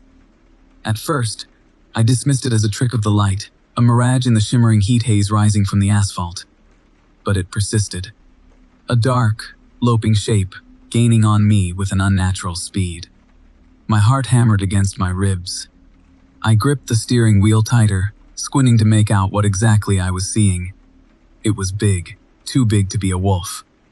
Too lean to be a bear, it ran on two legs, its gait unsettling, a disturbing hybrid of canine and human. As it drew closer, the last rays of sunlight caught its eyes. Two burning embers of crimson, radiating malevolence. Fear, cold and sharp, pierced through me. This wasn't any animal I'd ever encountered. This was something else. Something monstrous. I pressed the accelerator. The truck roared, straining to put distance between me and the pursuing horror. But the creature kept pace. Its long, sinewy limbs propelled it forward with impossible speed. I could see it now, clearer, more terrifying in its detail. Matted, dark fur clung to its skeletal frame. Its head was elongated, with a pronounced snout filled with yellowed teeth, bared in a silent snarl. A low growl, guttural and chilling, reached me even over the rumble of the engine. It echoed in my ears, a sound of pure, primal terror. The creature began to close in. Its glowing eyes burned into my back, tangible in their intensity. I glanced in the mirror again. It was almost upon me. Its claws, long and wickedly curved, scraped against the trailer, leaving deep gouges in the metal. The sound was like fingernails on a chalkboard, amplified 1,000 times. It set my teeth on edge. My stomach churned. Panic threatened to overwhelm me. I swerved the truck, hoping to throw it off. But it clung on, its claws digging deeper into the metal. I could feel the trailer swaying precariously, the whole rig threatening to topple. I wrestled with the steering wheel, fighting to maintain control. The creature leaped. Its immense form flew through the air, landing on the roof of the cab with a sickening thud. The truck shuddered violently. I screamed, a primal, wordless cry of fear. The beast's shadow fell across the windshield, blocking out the last vestiges of light. Its hot, rancid breath seeped into the cab through the vents. The smell was overpowering, a stench of decay and something else. Something ancient and evil. I slammed on the brakes, hoping to dislodge the creature. The truck screeched to a halt, the momentum throwing me forward against the steering wheel. The creature slid down the windshield, its claws leaving deep furrows in the glass. It landed on the hood, its glowing eyes inches from my own. We stared at each other, me paralyzed by terror. It filled with a predatory hunger I could feel radiating from its very core. It opened its maw, revealing rows of razor-sharp teeth. A low, guttural growl rumbled in its chest. Then it lunged. The glass shattered. The creature's hot, fetid breath washed over me. Its claws raked across my face, tearing at my flesh. I screamed again, the sound swallowed by the vast emptiness of the desert. The creature's weight pressed down on me, crushing the air from my lungs.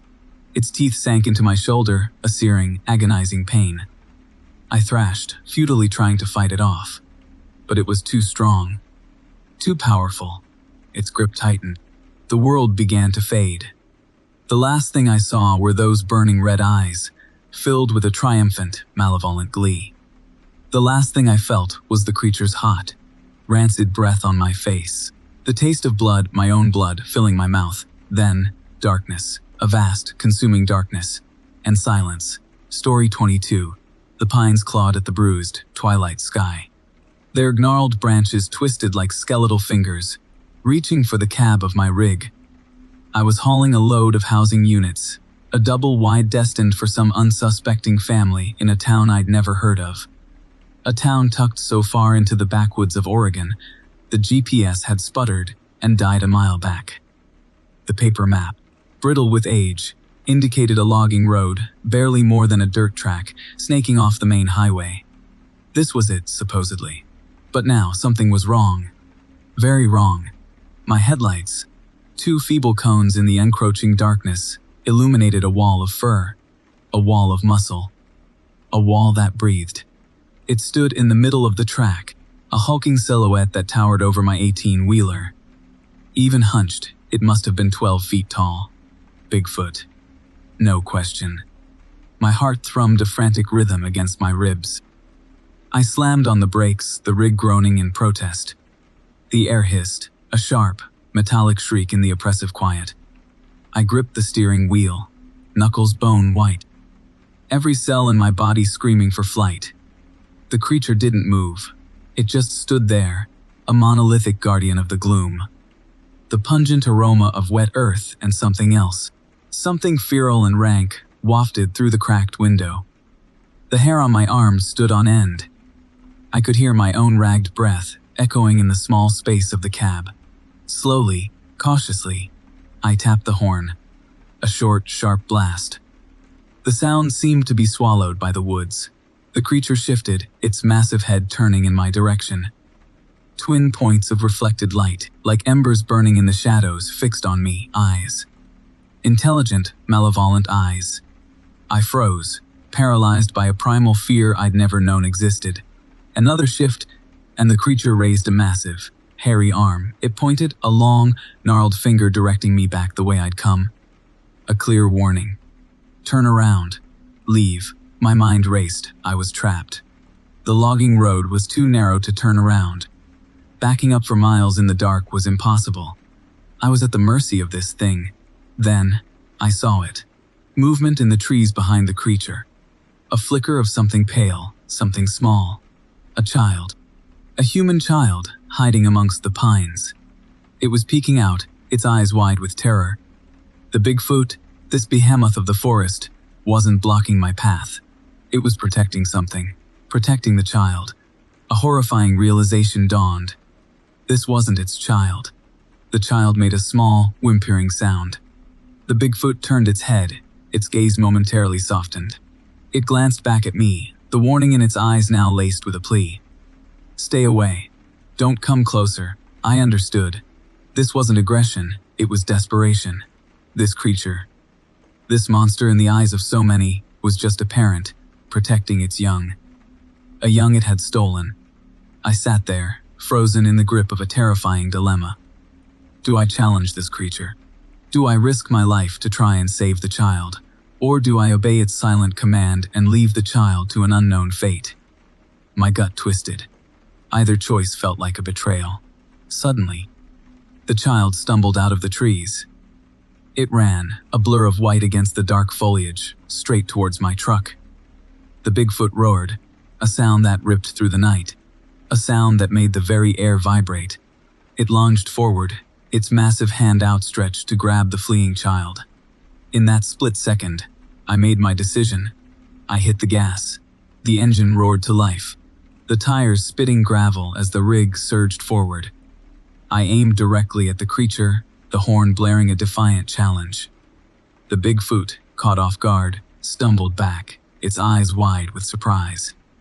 I swerved at the last second, narrowly missing the creature, the wind of its passing buffeting the cab. The child, now screaming, ran past the behemoth and towards the road. I slammed on the brakes again, the truck skidding to a halt inches from the child. The door swung open, and I scooped the terrified child into my arms. It clung to me, sobbing, its small body trembling. I looked back. The Bigfoot stood there, its massive form silhouetted against the headlights. It made no move to attack. It just watched. Its eyes filled with a mixture of rage and grief. I pulled the child into the cab, slammed the door, and hit the gas. The rig roared down the logging road, leaving the creature and the darkness behind. I didn't look back. I didn't dare. The child, still sobbing, pointed a shaking finger at the woods. The others, it whispered. It has others. My blood ran cold.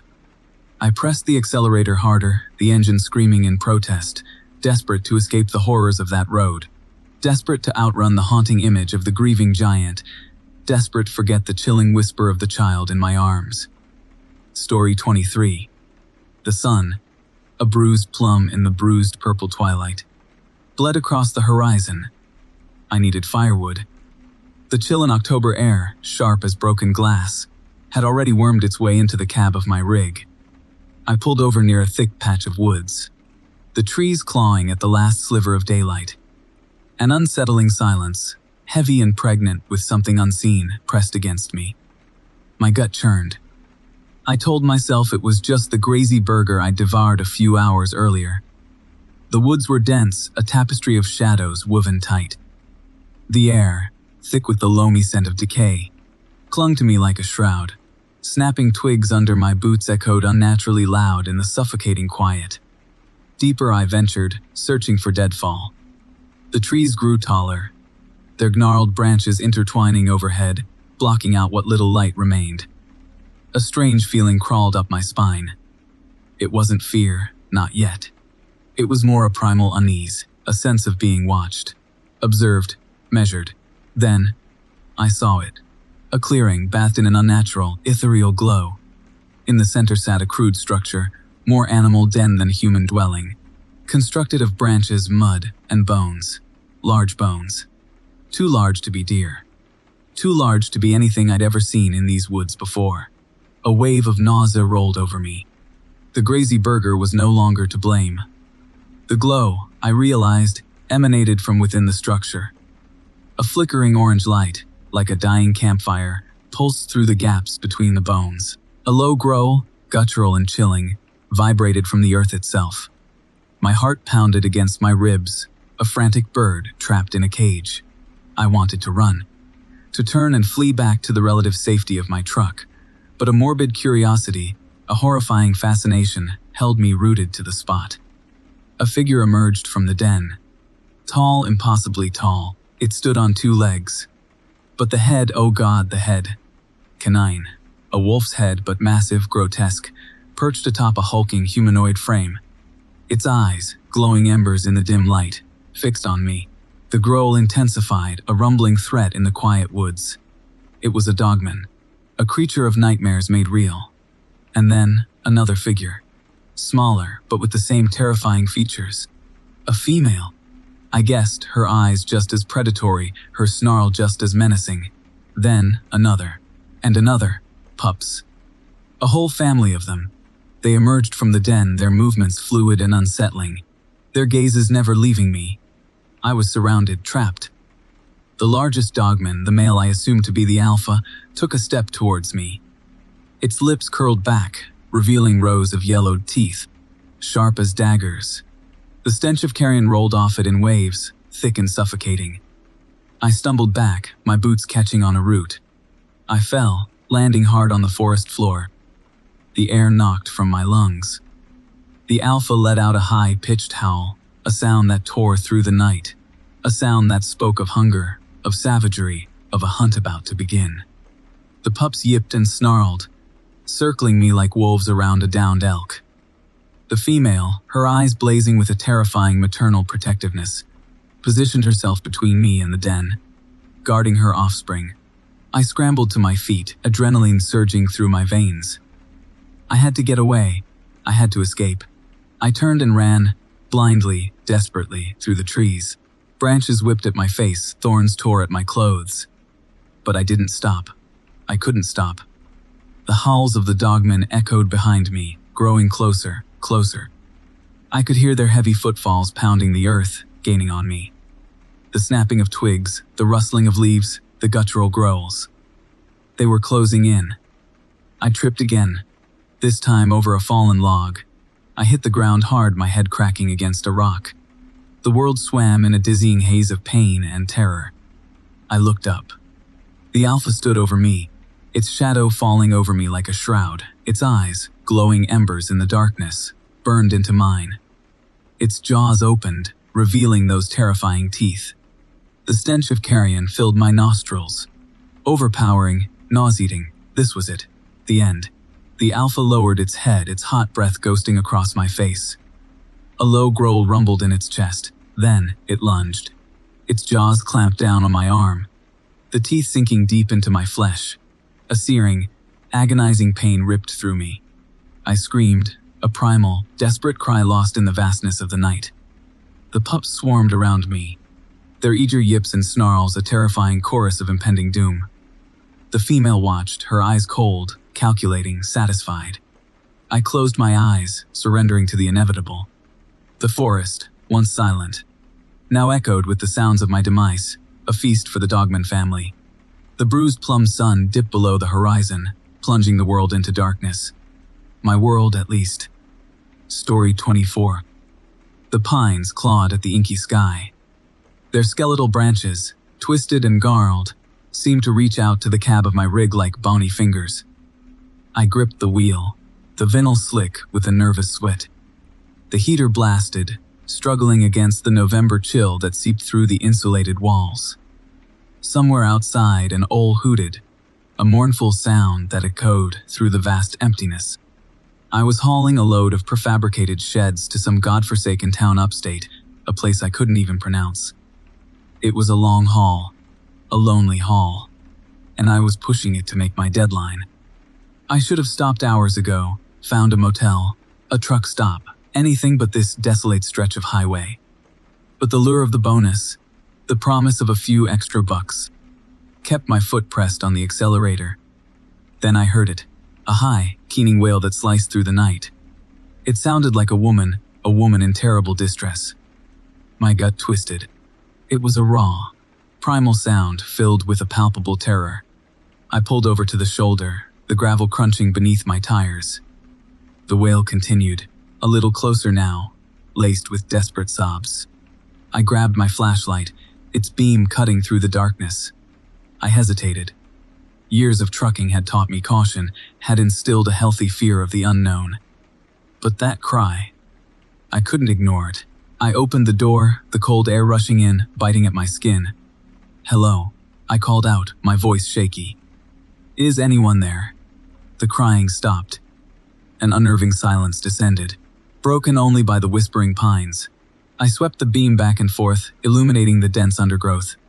Nothing, just trees. And shadows. Shadows that seemed to shift and squirm with a life of their own. Then, I heard it again. Closer this time. A whimper, soft and vulnerable. It seemed to be coming from deeper within the woods. I took a tentative step forward, then another. The flashlight beam danced ahead of me, revealing a narrow, overgrown trail. "Hello," I called out again, my voice louder this time. "Can you hear me? I'm coming." The trail wound deeper and deeper into the woods, the trees closing in around me, their branches intertwining like grasping arms. The air grew heavy, thick with a strange, musky odor. I couldn't place it, but it made the hairs on the back of my neck stand on end. The whimpering grew louder, morphing into short, choked cries. I pushed through a thicket of thorny bushes, my jeans snagging on the branches. And then, I saw her. Or what I thought was her. A figure huddled at the base of a massive oak tree. It was small, hunched over, its shoulders shaking with sobs. The moonlight filtered through the branches, illuminating patches of dark, matted hair. "Are you all right?" I asked, my voice barely a whisper. I approached slowly, my heart pounding in my chest. As I drew closer, something felt off. The proportions were wrong. The limbs too long, the torso too thick. And the hair, it wasn't the hair of a human. It was coarse, thick, like the fur of an animal. The figure looked up. The moonlight fell on its face, and I screamed. It wasn't human, not even close. It was a face out of a nightmare. Broad, flat, with deep, set eyes that glowed with an unnatural intelligence.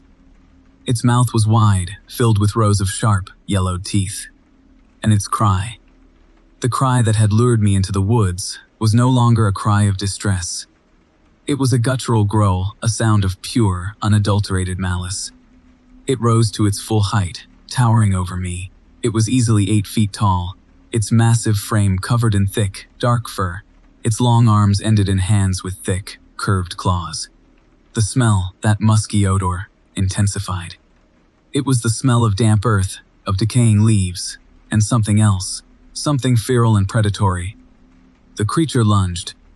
I stumbled backward, tripping over a root, falling to the ground. The flashlight flew from my hand, its beam skittering across the forest floor. The creature loomed over me, its shadow engulfing me in darkness. Its hot, rancid breath washed over my face. I scrambled back, my hands scrabbling at the leaves, trying to find purchase. The creature roared, a sound that reverberated through the trees, a sound that promised pain and death. It reached down, its claws inches from my face. Then, a sudden burst of light. Headlights. The sound of an engine. A car appearing out of nowhere, its headlights illuminating the clearing. The creature hesitated, its eyes blinking in the sudden brightness. It turned its head, its gaze fixed on the approaching vehicle. It was my chance. I scrambled to my feet, turning and running as fast as I could. Back towards the road, back towards the light. I didn't look back. I didn't dare. I could hear the creature's enraged roars echoing through the woods, growing fainter and fainter as I ran. I burst out of the trees, stumbling onto the highway. The car had stopped, its driver staring at me in disbelief. I didn't stop. I kept running until I reached my rig. I clambered inside, slammed the door shut, locked it, and hit the gas. I didn't stop driving until the first rays of dawn began to paint the sky. I never looked back, and I never stopped hauling, but I never again stopped in the woods. Never. Story 25. The sun bled a bruised purple across the horizon, staining the endless Wyoming plains. I was pushing hard to make Cheyenne before midnight, gnawing on beef jerky and gulping lukewarm coffee, when a flicker of neon caught my eye. A crooked sign, barely clinging to a rotting post, proclaimed, "Buford's Curiosities and Taxidermy." Curiosity, and a desperate need to stretch my legs, pulled me off the highway and down a gravel track that swallowed my rig's rumble. The building was a low, slung, ramshackle affair, choked with weeds and shadowed by gnarled pines. The neon, flickering erratically, cast an unsettling glow on the dusty windows. Unease pricked at me. This place felt wrong, like a festering wound on the landscape. But the lure of the strange kept me moving towards the entrance, a warped wooden door hanging precariously on one hinge. A bell, cracked and mournful, jangled as I pushed the door open. The interior was a dimly lit cavern, crammed with dusty relics and glassy-eyed animal mounts.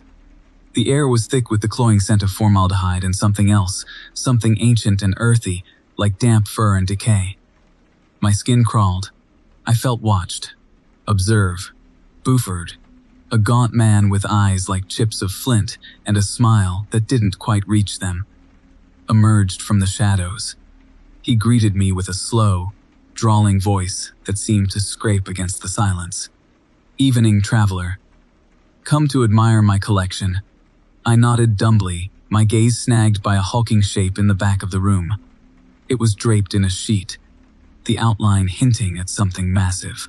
"My latest acquisition," Buford rasped, following my gaze. He moved with an unsettling grace, like a spider in its web. With a flourish, he yanked the sheet away. My breath hitched. It was a Bigfoot. Or, rather, what was left of one. Its matted, dark fur was clumped with dried blood. Its limbs were twisted at unnatural angles. One empty eye socket stared accusingly at the ceiling, while the other, miraculously intact, seemed to glare directly at me, a glimmer of eternal fury trapped within. Its massive hands were clenched into fists, frozen in a rictus of agony. The creature had been crudely stuffed and mounted, a grotesque parody of life. My stomach churned. Where did you get this?" My voice was a strained whisper. Buford's thin lips stretched into a chilling grin. "Deep in the mountains," he said, his voice tinged with a perverse pride. "A magnificent specimen, wouldn't you agree? The hunter's trophy of a lifetime. I wanted to leave, to run, but a morbid fascination held me captive." "Hunter's trophy," I repeated, my voice hollow. The air grew colder, heavier. The scent of decay intensified, now laced with something else, something feral and menacing. A low growl rumbled from the shadows behind the mounted Bigfoot. Buford's smile faltered. "Just a stray dog," he muttered, his eyes darting nervously. But the growl deepened, resonating through the room, vibrating in my bones. It wasn't a dog. The lights flickered and died, plunging the room into absolute darkness. A high-pitched scream, filled with pure terror, ripped through the silence. It was Buford. The scream was cut short, replaced by a sickening crunch. Blind terror seized me. I fumbled for the door, my heart pounding against my ribs like a trapped bird. My hand brushed against something cold, wet, and hairy. I recoiled in horror. The growls were closer now, surrounding me, closing in. I scrambled back, stumbling over something soft and yielding. Buford. Another growl, right behind me, hot, rancid breath on my neck. I whirled around, my hand striking something solid, furry, and warm. A guttural roar erupted, shaking the very foundations of the building. Then, sharp, searing pain ripped through my shoulder. I screamed. I clawed my way to the door, my fingers finding the latch. I flung it open and stumbled out into the night, the cold air a welcome shock against my burning skin. As I scrambled back towards my truck, I risked a glance over my shoulder. Silhouetted against the faint moonlight, I saw them. Two hulking figures, their eyes burning with a cold, implacable rage. The kin. I fumbled with the ignition, my hands slick with blood.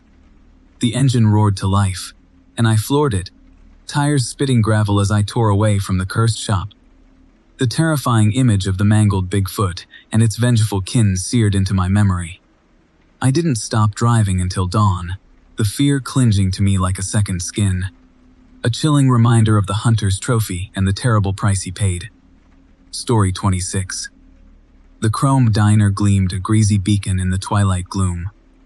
I pulled my rig into the near empty lot, craving coffee and something hot to chase away the chill that had settled deep in my bones.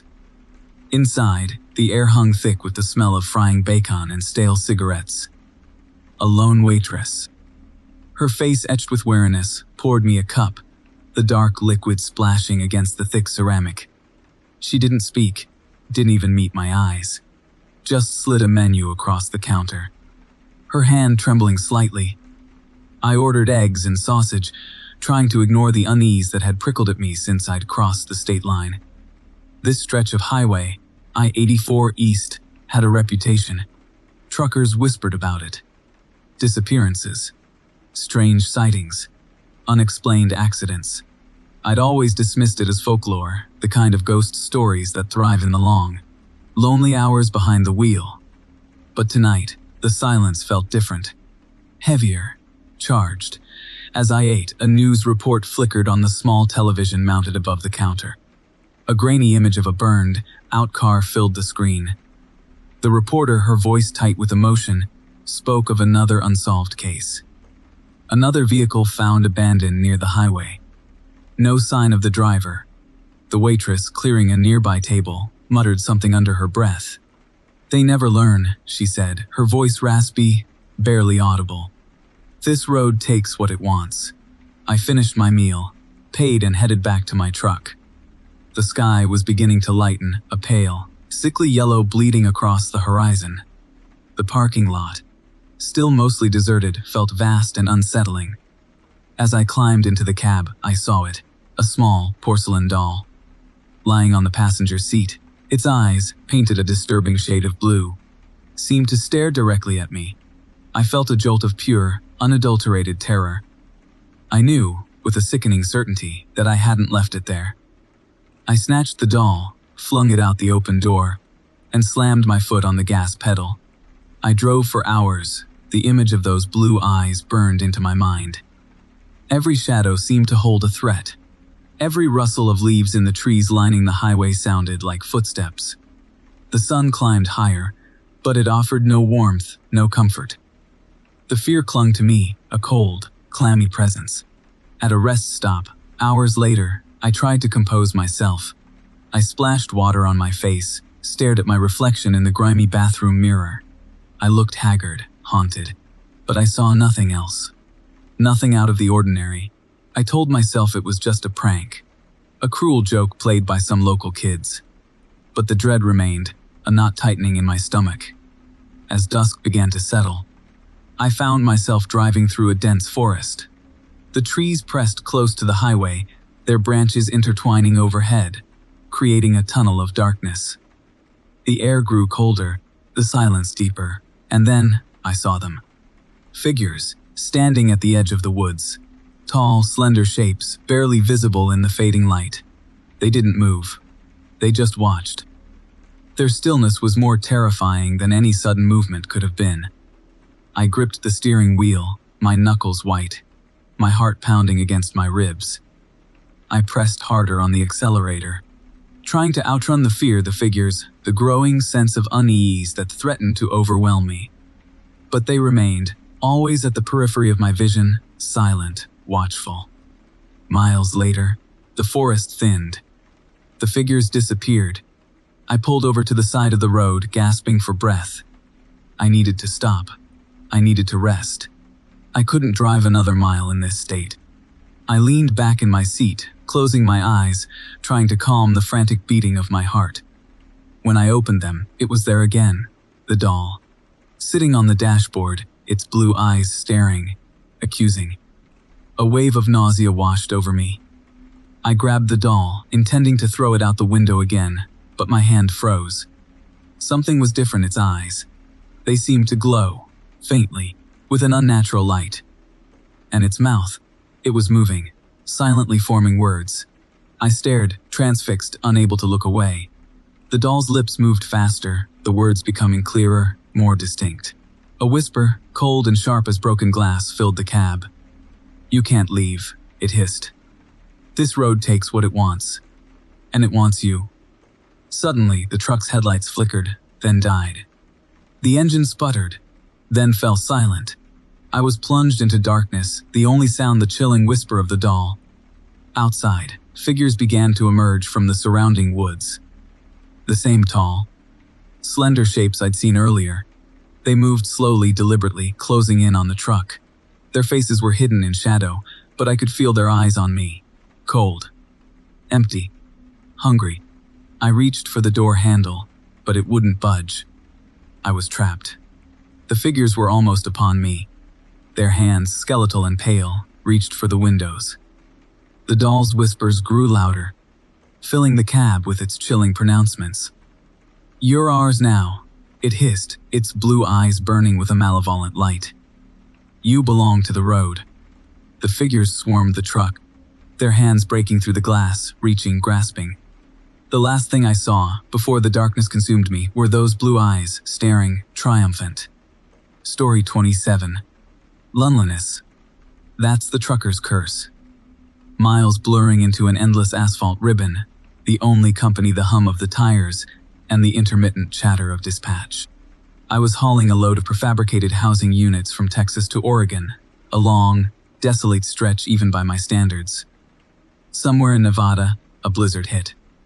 Not a blinding whiteout, but a creeping, insidious snowfall that slicked the road and gnawed at visibility. I pulled off at the first exit I could find, a nameless, unlit off-ramp leading to what looked like an abandoned gas station. The building was a skeletal husk, windows dark and vacant, the pumps rusted and still. I figured I could park behind it, out of the wind, until the worst of it passed. As I pulled in, my headlights illuminated something beyond the gas station, something unsettling. A collection of weathered wooden crosses, barely visible through the swirling snow. A graveyard. Curiosity. That other trucker's curse tugged at me. I grabbed my heavy flashlight and ventured out into the biting wind. The snow crunched beneath my boots, the sound unnervingly loud in the stillness. The crosses, I soon realized, weren't weathered. They were crude, hand-hewn, and unsettlingly fresh. As I drew closer, I saw the mounds beneath them weren't mounds at all. They were shallow, hastily dug graves. The blizzard swirled around me, whispering secrets I didn't want to hear. Panic, a cold fist, clenched in my gut. I shone my light on the closest grave, and bile rose in my throat. A tattered piece of plaid shirt poked through the frozen earth. Trucker plaid. I stumbled back, the flashlight beam dancing wildly. There were dozens of these makeshift graves. Stretching back into the swirling snow, a silent, frozen congregation. Suddenly, the beam landed on something else. A small, dilapidated shack stood at the edge of the graveyard, its single window glowing with a sickly yellow light. Dread, heavy and suffocating, settled upon me. I had to know, I had to see. My feet moved involuntarily, drawn towards the shack as if by an unseen force. I approached cautiously, the snow muffling my footsteps. The door was slightly ajar, revealing a scene that will forever be seared into my memory. The interior was dimly lit by a kerosene lamp, casting long, dancing shadows. The walls were adorned with gruesome trophies, trucker hats, belt buckles, CB radios. And then I saw him. A hunched figure sat at a rough, hewn table, his back to me. He was meticulously cleaning a long, wickedly curved knife, the blade glinting in the lamplight. Beside him, on the table, lay a familiar object, my CB radio. The one I'd left on the dash of my truck. He must have taken it while I was exploring the graveyard. My blood turned to ice. This was no ordinary graveyard. This was a trucker's graveyard. and I was about to become its newest resident. He turned slowly, his face illuminated by the lamplight. It was a gaunt, hollow face, the eyes sunken and dark, filled with a chilling emptiness. A slow smile spread across his lips, revealing yellowed, crooked teeth. He stood, the knife held loosely in his hand. He didn't speak, but his eyes said everything. He had been waiting for me, waiting to add another trophy to his maber collection. I turned to flee, but it was too late. A heavy hand clamped down on my shoulder, its grip like iron. He spun me around, the knife flashing in the dim light. I struggled, kicking and screaming, but he was too strong. He dragged me towards the open door, towards the waiting graves, towards the swirling snow. The blizzard intensified, as if the very elements were conspiring against me. I caught a glimpse of my truck, its headlights still illuminating the ghastly scene.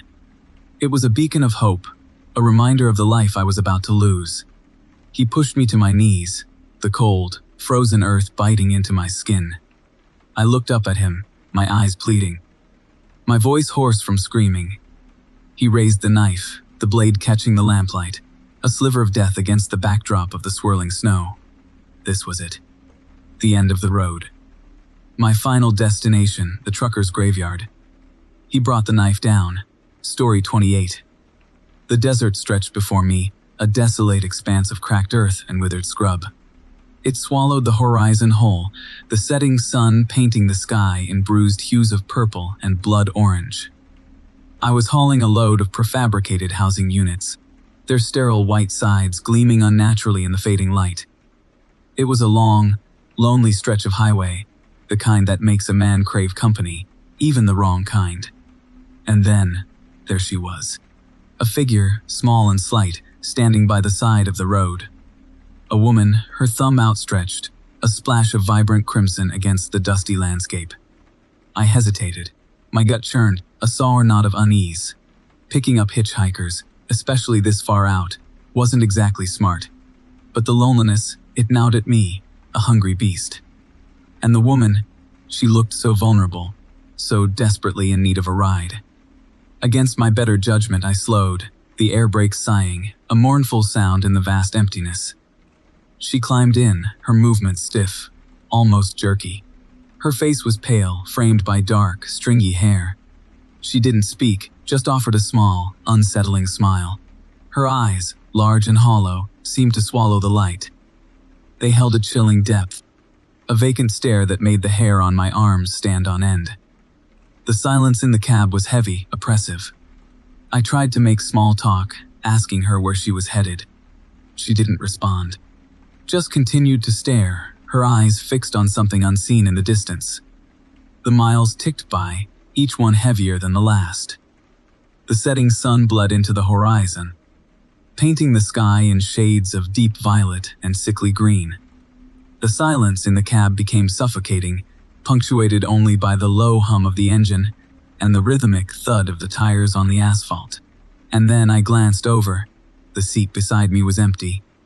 The woman was gone, vanished. There was no open door, no broken window. Just an empty seat, still faintly warm from her presence. Panic clawed at my throat. I slammed on the brakes, the truck shuddering to a halt. I searched the cab, frantically checking under the seats, behind the dashboard. Nothing. She was gone. I sat there, heart hammering against my ribs, trying to rationalize what I had just witnessed. Had I imagined her? Was it a hallucination brought on by exhaustion and the endless monotony of the road? I took a deep breath, forcing myself to calm down. I put the truck in gear, my hands trembling on the wheel. I needed to get out of there, to get to a place with lights, with people. I drove for maybe another 10 miles, the fear still clinging to me like a shroud. The darkness outside was complete now, the desert transformed into a vast, unknowable void. And then, I saw her, standing in the middle of the road, bathed in the harsh glare of my headlights. It was her, the woman. The same pale face, the same dark, stringy hair, the same vacant stare. But this time, something was different. Her eyes glowed, two burning embers in the darkness.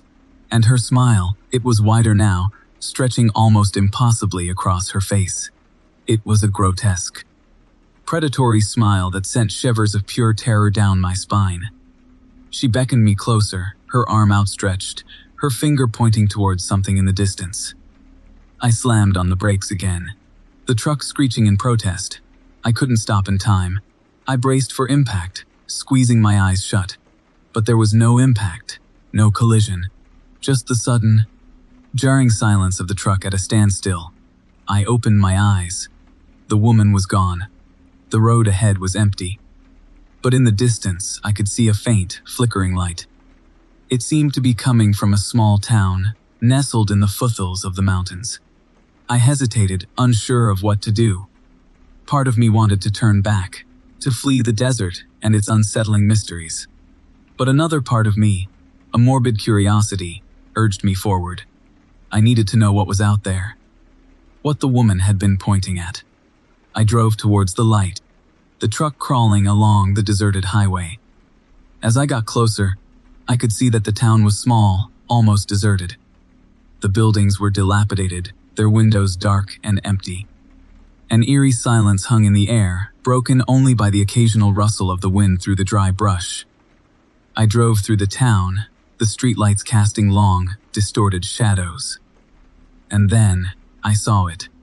In the center of town, there was a small cemetery. The gates were open, beckoning me in. I stopped the truck, my heart pounding in my chest.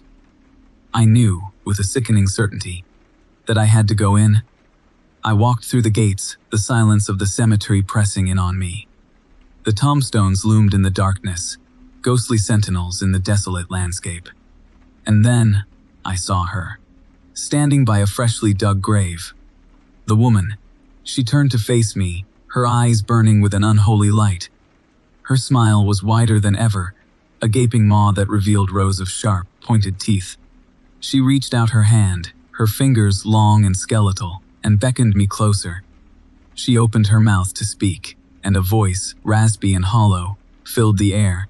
It was a voice that seemed to come from the grave itself, a voice that whispered of death and decay. "Welcome," she rasped. "We've been expecting you." The ground beneath my feet began to tremble. The tombstones swayed, and the earth opened up, revealing a gaping chasm of darkness. The woman laughed, a high-pitched, chilling sound that echoed through the cemetery. And then, she lunged at me, her skeletal fingers reaching for my throat. Story 29. The asphalt ribbon unfurled before me, endless and gray under a bruised, twilight sky. The cab of my rig, my supposed sanctuary, felt like a shrinking metal box. The silence within it was thick, suffocating. It pressed against my eardrums, amplifying the thump, thump, thump of my own pulse. I reached out, fiddling with the dial of the CB radio, a nervous habit I'd developed over the years. Static crackled, a familiar white noise that usually offered a strange sort of comfort. Tonight, it offered nothing, only a mounting dread. It started 2 nights ago, just a whisper, a voice cutting through the usual chatter of truckers swapping stories and road conditions. A voice that spoke only to me. "Hello, friend." It had purred, a low, gravelly sound that seemed to vibrate the very speaker. "I see you." I dismissed it at first. Just some joker messing around. But then it came again the next night, the voice slithering out of the static like a venomous snake. "Nice haul you got there," it hissed. "Key now where you're going, do you?" I checked my mirrors, my heart hammering against my ribs. The highway stretched empty behind me. No other vehicles in sight. "Who is this?" I demanded, my voice trembling slightly. The response came instantly, laced with a chilling amusement. "Just a fellow traveler, a friend. I'll be keeping you company now." That's when the fear started to creep in, cold and clammy, tightening its icy grip around my chest. The voice became a constant companion, a sinister narrator to my solitary journey. It described the towns I passed through, the diners I stopped at, the color of my shirt. Details I'd never broadcast over the CB. "Bacon and eggs," the voice chuckled as I sat in a roadside cafe trying to choke down a meal. "Just like your mama used to make." Or did she? The comment was innocuous, yet it burrowed deep, twisting in my gut. How could this stranger know? How could he be watching me? I scanned the diner, searching for someone, anyone, who might be the source of the voice. Families huddled over plates of pancakes. Truckers in worn denim nursed cups of coffee. No one seemed to notice me, no one looked suspicious. But the voice was there, a constant presence in my ear. Now, driving through the deepening twilight, the fear had blossomed into full-blown terror. I gripped the steering wheel, my knuckles white. The silence in the cab was broken only by the rhythmic drone of the engine and the insidious whispers from the radio. "You're tired, friend," the voice crooned. "So very tired. Why don't you pull over? Rest for a while." My eyes darted to the side of the road. The shadows seemed to deepen, stretching long, skeletal fingers towards me. I shook my head, resisting the urge to yield. I had to keep moving. I had to get away. "Don't be foolish," the voice hissed, its tone hardening. "I know what you're thinking. You can't escape me. I'm everywhere." A cold sweat slicked my palms. I slammed my fist on the dashboard, a surge of anger momentarily eclipsing the fear. "Who are you?" I roared. "What do you want?" The radio crackled, and then the voice responded low and menacing. "I want to help you. I want to set you free." Free. I whispered, the word catching in my throat. "Free from the burden you carry." The voice continued, its tone dripping with false sympathy. "The burden of your secrets. I know them all, friend. Every single one." My breath hitched. Secrets. I had secrets, dark ones, buried deep. Secrets I thought I'd taken to the grave. How could this voice, this phantom on the airwaves, possibly know? "No," I muttered, shaking my head. "You don't." "Oh, but I do," the voice purred. "I know about the accident, the one you never reported, the one that haunts your dreams." The blood drained from my face. The memory, a vivid, horrifying tableau, flashed before my eyes. The screech of tires, the sickening thud, the crumpled form lying in the road. I had panicked, driven away, leaving the scene behind. I had buried the memory, hoping it would fade with time. But it never had. The voice chuckled, a low, guttural sound that sent shivers down my spine. "Such a terrible secret," it whispered. "But don't worry. I'll help you forget. I'll help you be free." The truck swerved, my hands trembling uncontrollably. I could feel the darkness closing in, suffocating me. The voice was inside my head now, echoing my own thoughts. "Just pull over," it whispered, its tone seductive, hypnotic. "Close your eyes." Let go. I fought against the pull, the overwhelming urge to surrender. But the voice was too strong, too insidious. My eyelids grew heavy, my vision blurring. I pulled over to the side of the road, the truck rumbling to a stop. "That's right, friend," the voice whispered. "Just rest. Everything will be all right." I closed my eyes, the darkness engulfing me. The last thing I heard was the click of the CB radio, followed by a chilling silence. Story 30. The fluorescent lights buzzed, a sickly yellow glow coating the grimy tile of the rest stop bathroom. I splashed cold water on my face. The chill a stark contrast to the oppressive heat clinging to the July night. I needed a break. Hours of blacktop and endless taillights had blurred into a hypnotic drone, lulling my senses into a dangerous complacency. This place, though, felt different. Isolated, brooding, perched on the edge of a desolate stretch of highway, like some forgotten tome.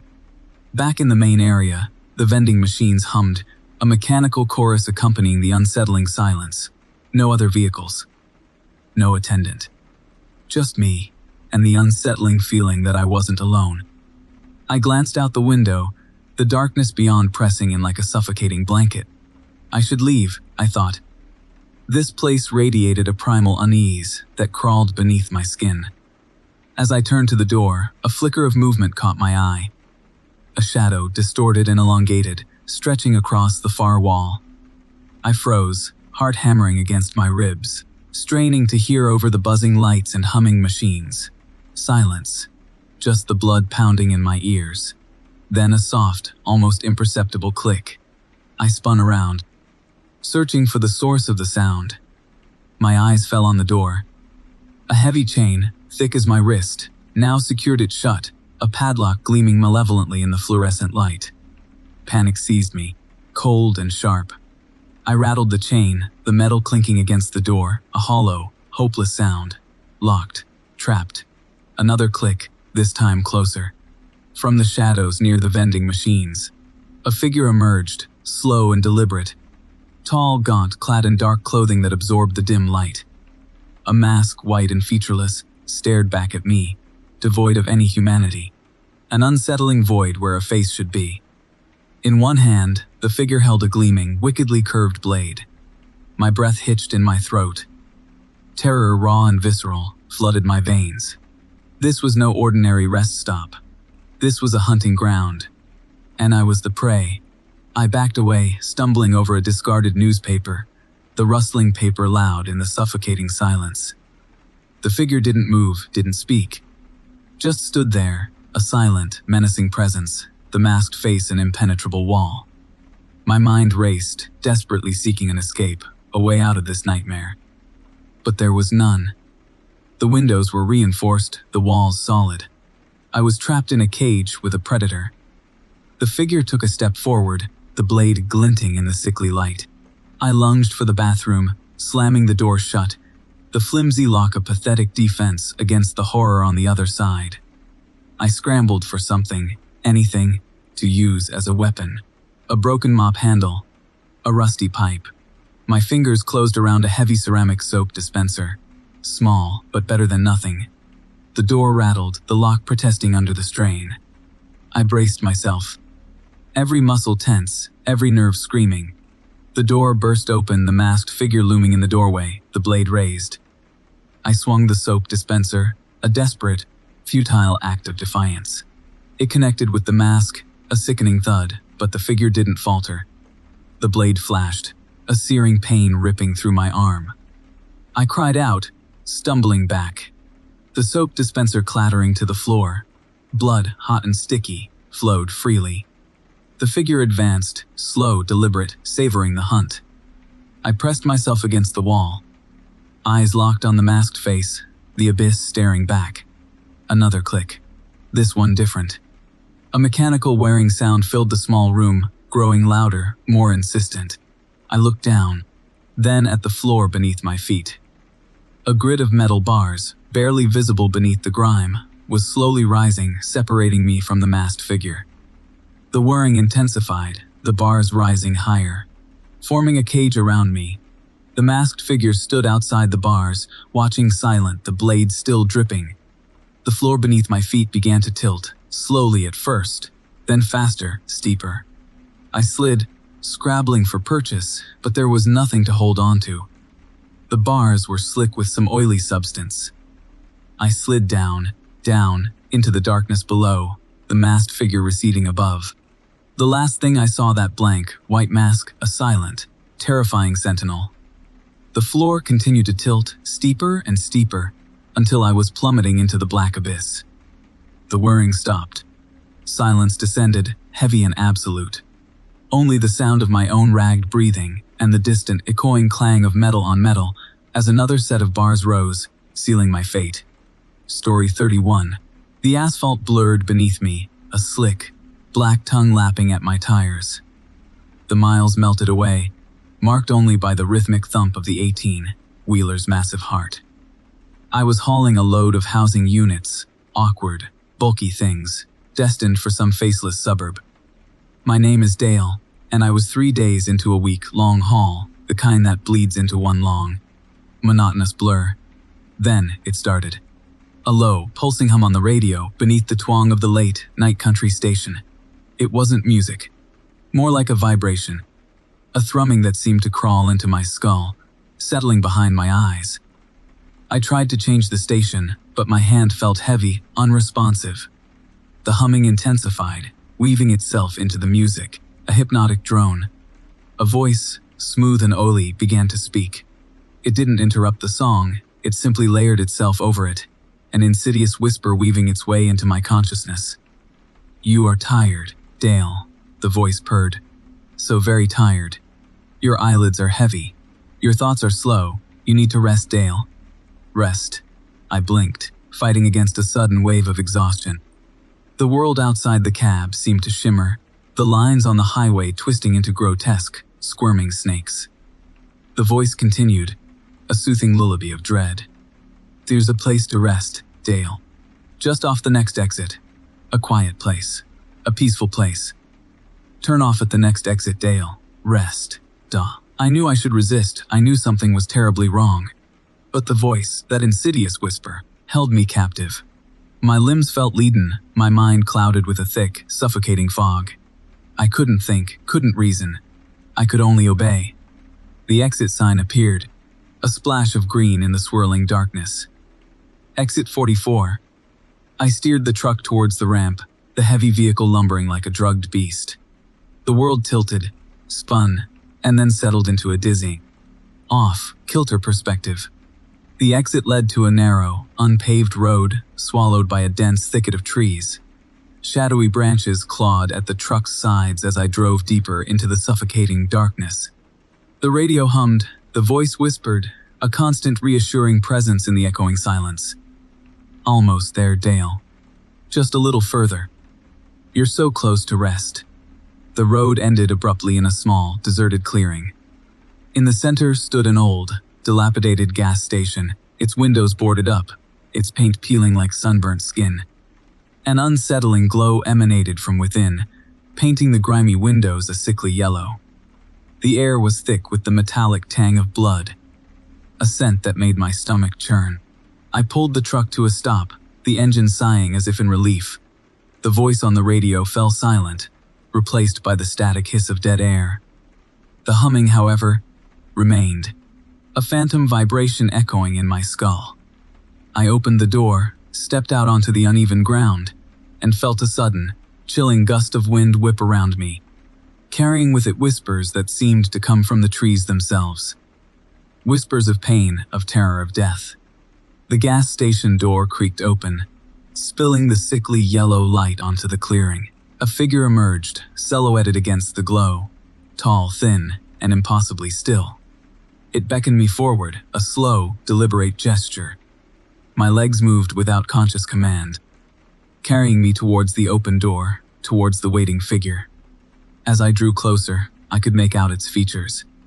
Pale skin stretched taut over sharp bones. Eyes that gleamed with an unnatural, predatory hunger. A thin, cruel smile twisted its lips. Inside, I saw them. The others, truckers just like me, slumped against the walls, their faces vacant, their eyes glazed over. Empty shells, drained of life. A collection of trophies, displayed in the gruesome gallery of a madman's mind. The figure stepped aside, gesturing for me to join the silent assembly.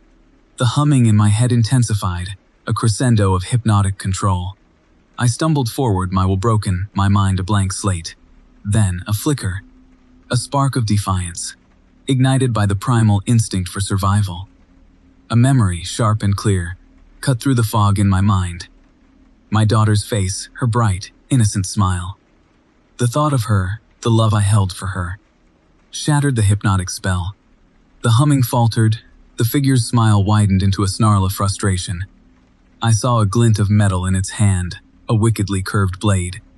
It lunged, but I was no longer under its control. I dodged, the blade slicing through the air where my throat had been moments before. Adrenaline surged through my veins, giving me strength I didn't know I possessed. I shoved the figure, sending it stumbling backward, its eyes wide with surprise. I turned and ran. Ran for my life, back to the truck, back to the road, back to the world of the living. The figure screamed, a high-pitched, inhuman shriek that echoed through the night. I didn't look back.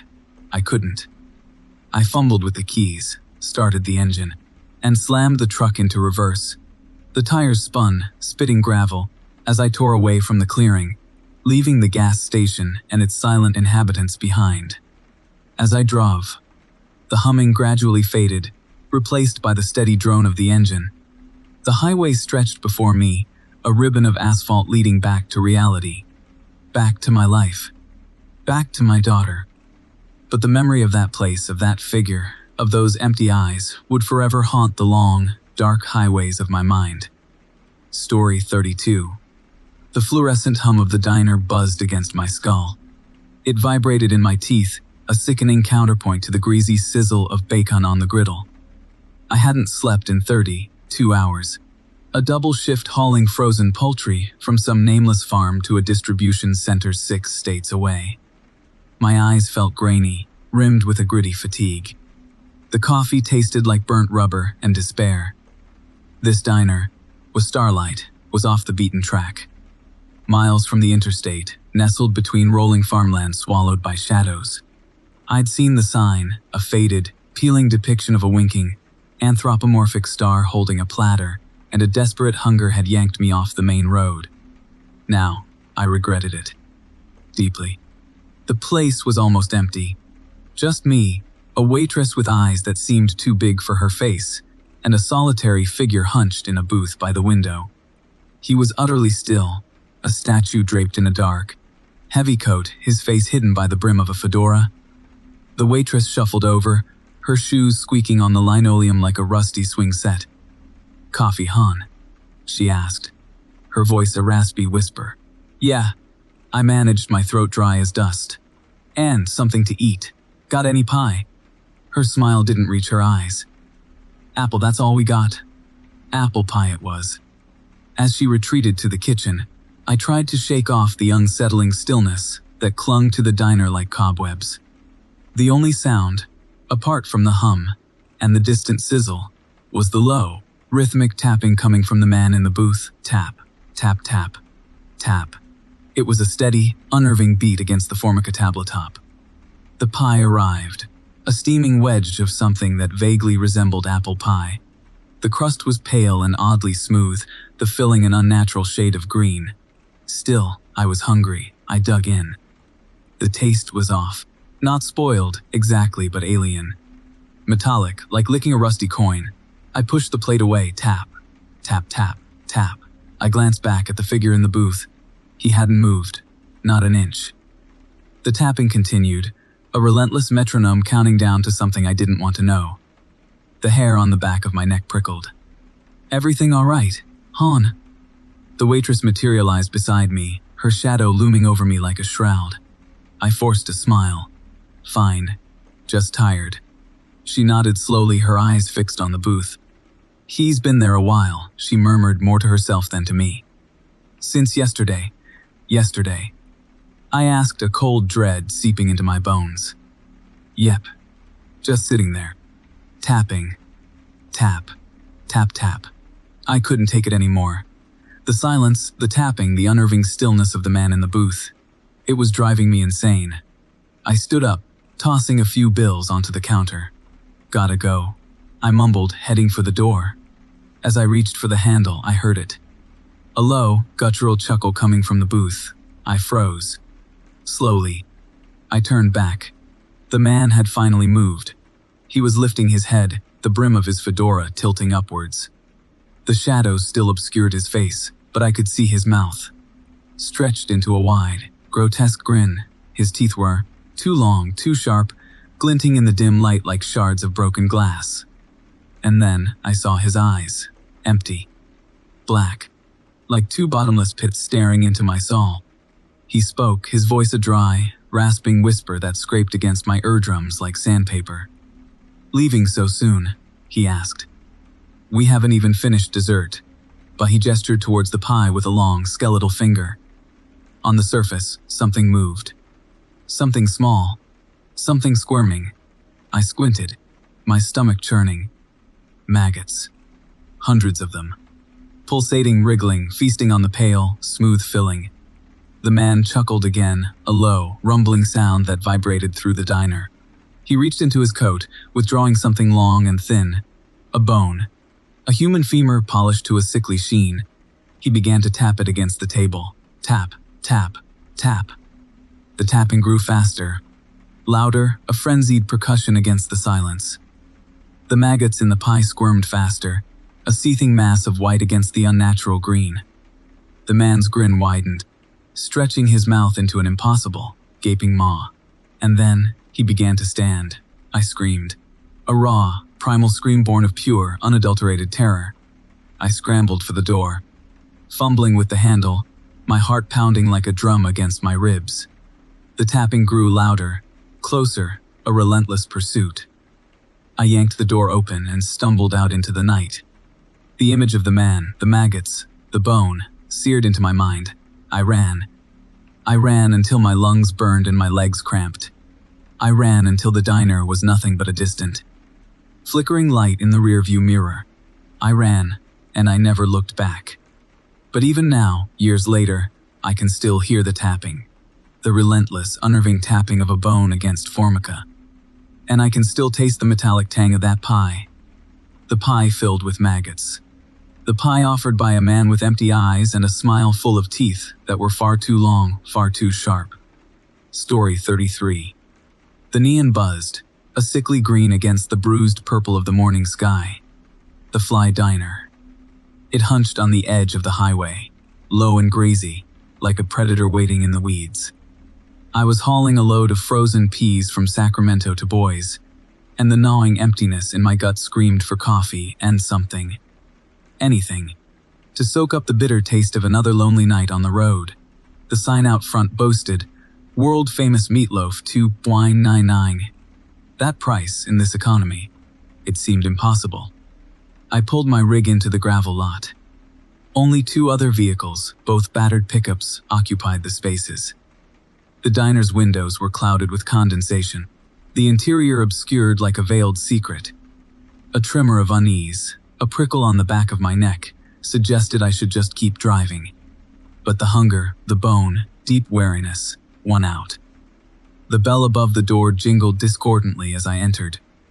The air inside was thick with the smell of frying meat and something else, something sweet, something faintly metallic. The diner was dim, lit only by a few flickering fluorescent tubes that cast a sickly yellow pallor over the peeling formica tables.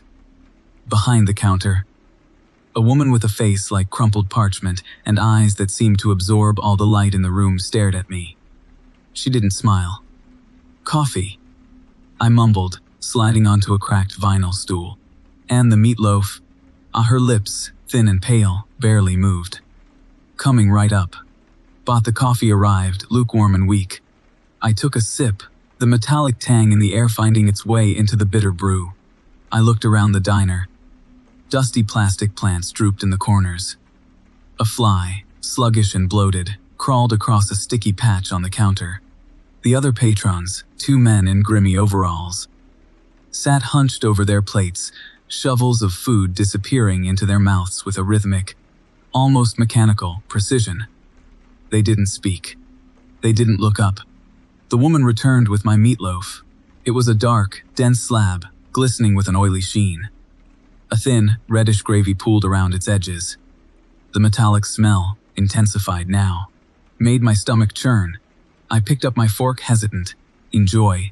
The woman rasped, her voice like dry leaves skittering across pavement. I cut into the meatloaf. The texture was strangely smooth, almost paste-like. As I lifted a forkful to my mouth, something small, white, and wriggling fell onto my plate. I stared at it, a maggot, fat and pulsating. My stomach lurched. I dropped my fork, the clatter echoing in the unnatural silence of the diner. I pushed my plate away, the sight of the maggot burning itself onto my retinas. I looked up at the woman behind the counter. She was watching me, her expression unreadable, a faint flicker of something that might have been amusement in her dead eyes. The 2 men at the other table continued to eat, oblivious, their jaws working with a steady, unsettling rhythm. I looked closer at their plates. Among the dark, glistening meat, I could see more maggots, squirming, their white bodies stark against the dark gravy. Suddenly, one of the men stopped eating. He raised his head, his eyes wide and vacant. His face began to twitch, his muscles contorting into grotesque shapes. He let out a low, guttural moan, a sound that seemed to come from deep within his bowels. Then, his skin began to ripple. Small, White bumps erupted across his face, his neck, his arms. The bumps pulsed, grew larger, then burst open, revealing more maggots, hundreds of them, pouring out of his flesh. The man screamed, a high-pitched, inhuman shriek that shattered the oppressive silence of the diner. He clawed at his face, his fingers digging into the squirming mass of maggots, pulling out chunks of flesh and bone. The other man continued to eat, seemingly unfazed by the horrific scene unfolding beside him. The woman behind the counter watched with that same unnerving stillness, her lips curved in a faint, unsettling smile. I stumbled back from my stool, my heart pounding in my chest, my breath catching in my throat. I had to get out. I had to escape. I turned and ran, bursting through the door and into the cold, morning air. I didn't stop running until I reached my truck. I scrambled inside, slammed the door, and locked it, fumbling with the keys, my hands shaking so violently I could barely get the engine started. As I pulled out of the gravel lot, I glanced back at the Fly Diner. The neon sign buzzed, its sickly green glow a beacon of horror in the twilight gloom. The two pickups were still there, and through the clouded windows, I could see the woman behind the counter, wiping down the Formica tabletop, her movements slow and deliberate, a single fat maggot crawling across her cheek. Story 34. The fluorescent lights buzzed, a sickly yellow against the grime of the rest stop bathroom. It coated everything, a film of something I didn't want to examine too closely. The air hung thick and damp, heavy with the ghosts of 1,000 other travelers. I splashed cold water on my face, the shock a brief respite from the bone, deep weariness that clung to me like a second skin.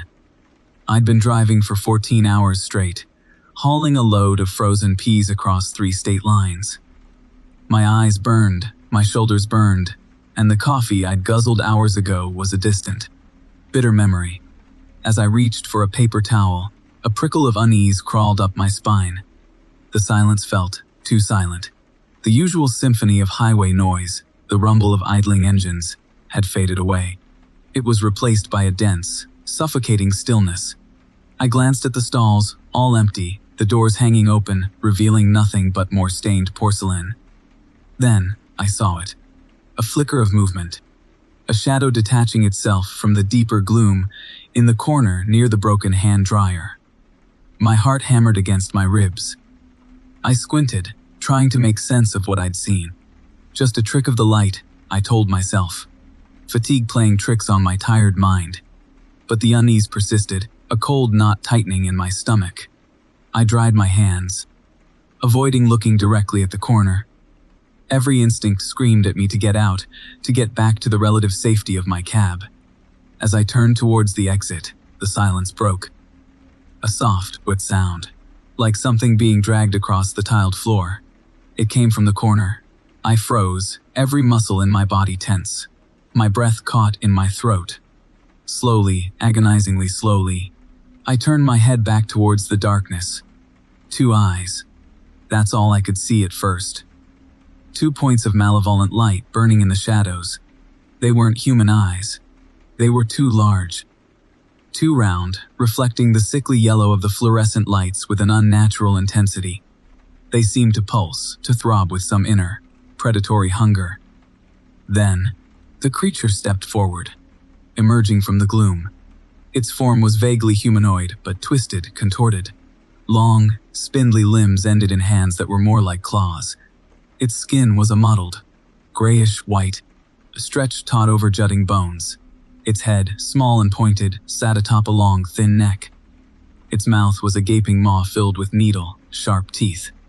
A low growl rumbled in its chest, a sound that vibrated through the very floor of the bathroom.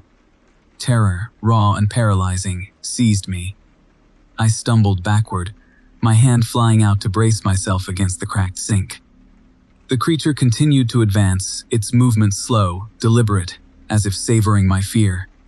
The smell hit me then, a stench of decay and something else, something alien and sickeningly sweet. It filled the air, choking me. I knew, with chilling certainty, that I was going to die. This creature, this thing from the shadows, was going to tear me apart, limb from limb. I wanted to scream, but my voice was trapped in my throat. I wanted to run, but my legs felt like lead. The creature was close now, close enough for me to see the fine, dark hairs that covered its body, the glistening saliva that dripped from its fangs. Its eyes, those horrible, luminous eyes, locked onto mine. It raised one of its clawed hands, reaching for me, and I braced myself for the inevitable. Suddenly, a sound, a distant, rumbling sound, cut through the suffocating silence. It grew louder, closer, and I realized it was the sound of a truck engine. The creature hesitated, its head cocking to one side as if listening. The headlights of the approaching truck swept across the bathroom window, casting fleeting shadows on the walls. The creature snarled, a sound of pure frustration. It took one last, lingering look at me, its eyes burning with a hatred so intense it felt like a physical blow. Then, with a speed that belied its earlier languid movements, it turned and melted back into the shadows, disappearing into the darkness behind the broken hand dryer. The rumbling of the truck grew louder, and then the engine cut off. The sound of footsteps approached the bathroom door. I stood there, frozen, my heart still pounding in my chest, the stench of the creature still clinging to the air. The door swung open, and a man, a fellow trucker, walked in. He looked at me, his expression a mixture of curiosity and concern. "You all right?" he asked, his voice echoing in the suddenly too quiet room. I opened my mouth to answer, to tell him about the creature, about the horror I had just witnessed. But the words wouldn't come. I just shook my head. Unable to speak, the image of those luminous eyes still burned into my mind. He shrugged, assuming I was just another tired driver, and walked past me to one of the stalls. I stumbled out of the bathroom, into the relative safety of the night, leaving the shadows and their secrets behind. But I knew, with a certainty that chilled me to the bone, that I would never be able to truly escape the memory of the rest stop predator. It would haunt my nightmares, a constant reminder of the darkness that lurks just beyond the edges of the light. Story 35. The sign read, Rosie's Cozy Kitchen, and after 14 hours hauling steel, cozy sounded perfect. I pulled my rig into the gravel lot. The crunch under my tires a welcome change from the drone of the highway. The diner's windows glowed, a beacon in the encroaching darkness. Inside, it was warm, and smelled overwhelmingly of cinnamon and something else, something sickly sweet I couldn't quite place. A bell jingled above the door as I entered. The first room was normal enough, booths lining one wall, a counter with red vinyl stools on the other. A waitress, her face obscured by a mountain of teased black hair, wiped down the counter with a ragged cloth. She didn't look up. "Sit anywhere," she mumbled, her voice a low growl. I chose a booth near the front, hoping for a quick coffee and a sandwich before getting back on the road. The menu was laminated and sticky, the pages filled with bizarre, unsettling dishes. Things like braised tongue surprise and pickled eyeball stew. I settled on a plain cheeseburger, though my appetite had suddenly vanished. The waitress shuffled over, her movements stiff and unnatural. I gave her my order, my voice barely above a whisper. She just stared at me for an uncomfortable moment, then turned and disappeared through a swinging door into the back. As I waited, I noticed the room seemed longer than it had when I entered. The far wall, previously just a few feet away, now seemed yards distant. I chalked it up to fatigue, but a prickle of unease began to climb my spine. When the waitress returned, she placed a plate in front of me. It wasn't a cheeseburger. It was a mound of something gray and pulsating, swimming in a thick, viscous sauce. I pushed it away, my stomach churning. "This isn't what I ordered," I said, my voice shaking slightly. The waitress didn't respond. Instead, she pointed a long, bony finger towards another swinging door at the far end of the room.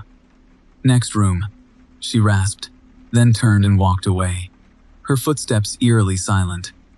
With a growing sense of dread, I stood up and walked towards the door.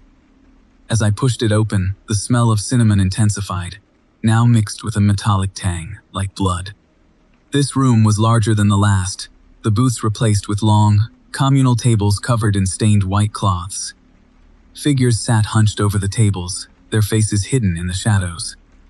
A low, guttural humming filled the air. I walked further into the room, the humming growing louder. I could hear the scrape of metal against metal, and the occasional wet, slurping sound. I tried to speak, to ask someone what was happening, but my voice caught in my throat. Another swinging door beckoned at the far end of this room, seemingly even further away than the last. I had to get out of there. I started to run, my heart pounding in my chest. The next room was cavernous, filled with rows upon rows of hospital beds. The air was thick with the stench of decay and disinfectant. Figures lay motionless under thin sheets, their outlines barely visible. A high-pitched whine, like a dentist's drill, echoed through the vast space. I kept running, the whine growing louder, more insistent. The rooms continued to stretch on, each one more grotesque than the last. A room filled with cages containing twisted, deformed creatures. A room where figures danced silently under a flickering strobe light, their limbs contorted unnatural angles. A room piled high with bones, human and otherwise. The smell, the sounds, the sights. They assaulted my senses, threatening to overwhelm me. My mind screamed for it to stop, for it all to be a nightmare. But it wasn't. It was real, terrifyingly real. Finally, I stumbled into a room that was different. It was small, circular, and completely empty. There were no tables, no beds, no figures. Just a single door on the opposite side. Hope flickered within me. Maybe, just maybe, this was the way out. As I approached the door, a figure emerged from the shadows. It was the waitress, her face finally visible in the dim light. Her eyes were empty sockets. Her skin stretched taut over her skull. A wide, gruesome smile split her face, revealing rows of sharp, needle-like teeth. She raised a hand, and in her palm lay a small, tarnished bell. It was the bell from the entrance. She rang it, a thin, reedy sound that seemed to penetrate my very soul. And then, the walls of the room began to shift, to melt, to reform. The floor beneath my feet dissolved, and I found myself back in the first room, the normal-looking diner, sitting in the same booth. The waitress, her face once again obscured by her hair, wiped the counter with her ragged cloth. She looked up, her eyes meeting mine, a flicker of recognition in their depths. "Sit anywhere," she growled. The bell above the door jingled softly. Story 36. The coffee was lukewarm bitter. The fluorescent lights of the rest stop bathroom buzzed, casting a sickly yellow pallor on the cracked tile. I splashed water on my face, trying to scrub away the fatigue. I'd been driving for 13 hours straight, hauling a load of frozen chicken parts south. The smell clung to me, a faint, metallic tang that even the industrial soap couldn't completely erase. As I looked up into the mirror, a flicker of movement in the reflection caught my eye. A woman stood behind me, her face obscured by shadow. I spun around, heart hammering, but the stall was empty. Just the flickering lights, the dripping faucet, the gnawing unease. Back in the cab, I tried to shake it off. Chalked it up to exhaustion, caffeine withdrawal, and too many miles logged under my belt. I pulled back onto the interstate, the endless ribbon of asphalt stretching before me, swallowed by the darkness. An hour later, I found myself pulling into another rest stop. Needed a break, a leg stretch, anything to break the monotony. This one was smaller, deserted. Just a few scattered picnic tables and a single, dimly lit bathroom building. I parked near the back, the hum of the refrigerator unit a low thrum in the stillness. As I walked toward the bathroom, a cold wave washed over me. The temperature dropped drastically, my breath puffing white in the sudden chill. Then I saw her. The woman from the first rest stop. She stood near the edge of the woods, bathed in an unnatural glow. Her face, now visible, was horrifying. A gaping wound stretched across her throat, her eyes wide and vacant. She didn't speak, but her gaze held a desperate plea. Terror, raw and visceral, gripped me. I wanted to run, to scream, to do anything but stand there, frozen in the face of this spectral horror. But something held me rooted to the spot. A feeling of profound sadness emanated from her, a chilling aura of unfinished business. Then, her voice, barely a whisper, slithered into my mind. "He took my life here," she projected, the words forming not with her lips, but with the very air around me. "He left me here to rot." My breath hitched in my throat. The frozen chicken in the trailer suddenly seemed less disturbing than the spectral figure before me. "Help me," she pleaded, her voice growing stronger, laced with a chilling intensity. "Help me find him." I stumbled back, a choked sound escaping my lips. This wasn't happening. It couldn't be. Hallucinations, sleep deprivation, anything but this. I turned to flee, but her icy grip, immaterial yet tangible, clamped around my wrist. Her touch burned like frostbite, the cold seeping into my bones. "Please," she whispered, her breath cold against my ear. "He's still out there." The next few days were a blur of fear and fragmented sleep.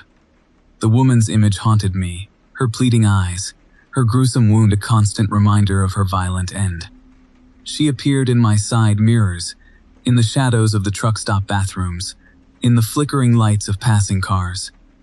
She whispered details, fragments of memory from her last moments.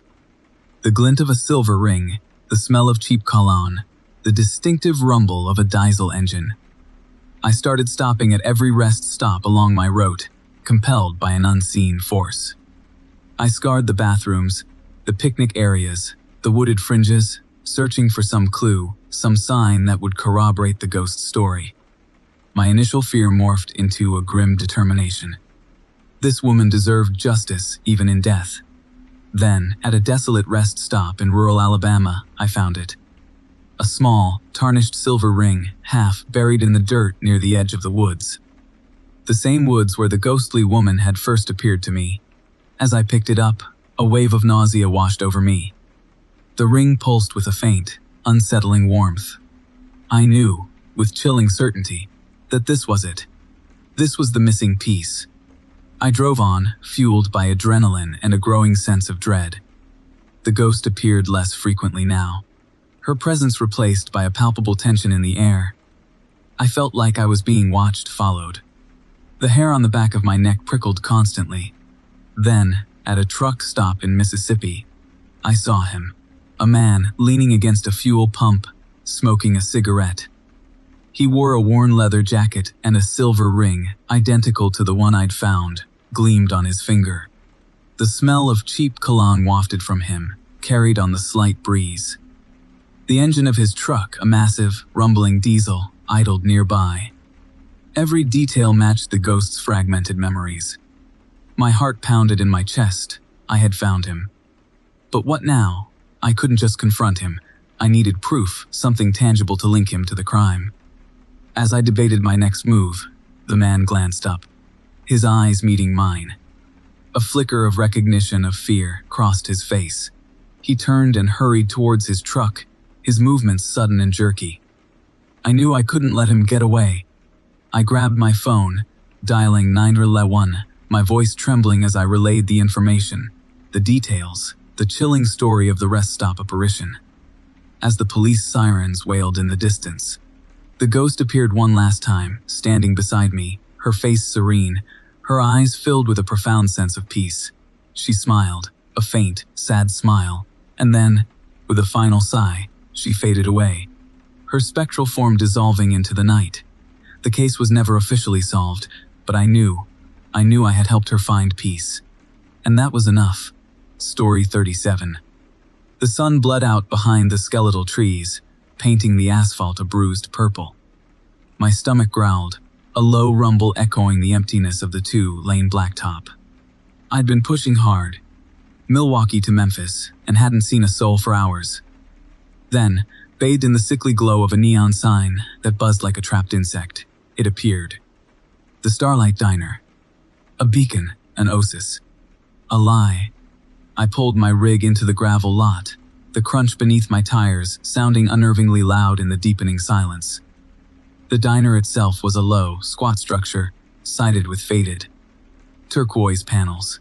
A single, flickering light spilled out from the window, casting long, skeletal shadows that danced across the deserted parking lot. Something felt off, primal. A creeping unease settled in the pit of my gut, but hunger gnawed louder. The bell above the door jangled discordantly as I entered, the sound swallowed by the oppressive stillness within. The air was thick, heavy with a metallic tang that clung to the back of my throat. The diner was deserted. Booths lined one wall, their red vinyl cracked and peeling like sunburnt skin. A counter ran the length of the other, the chrome dulled with age and neglect.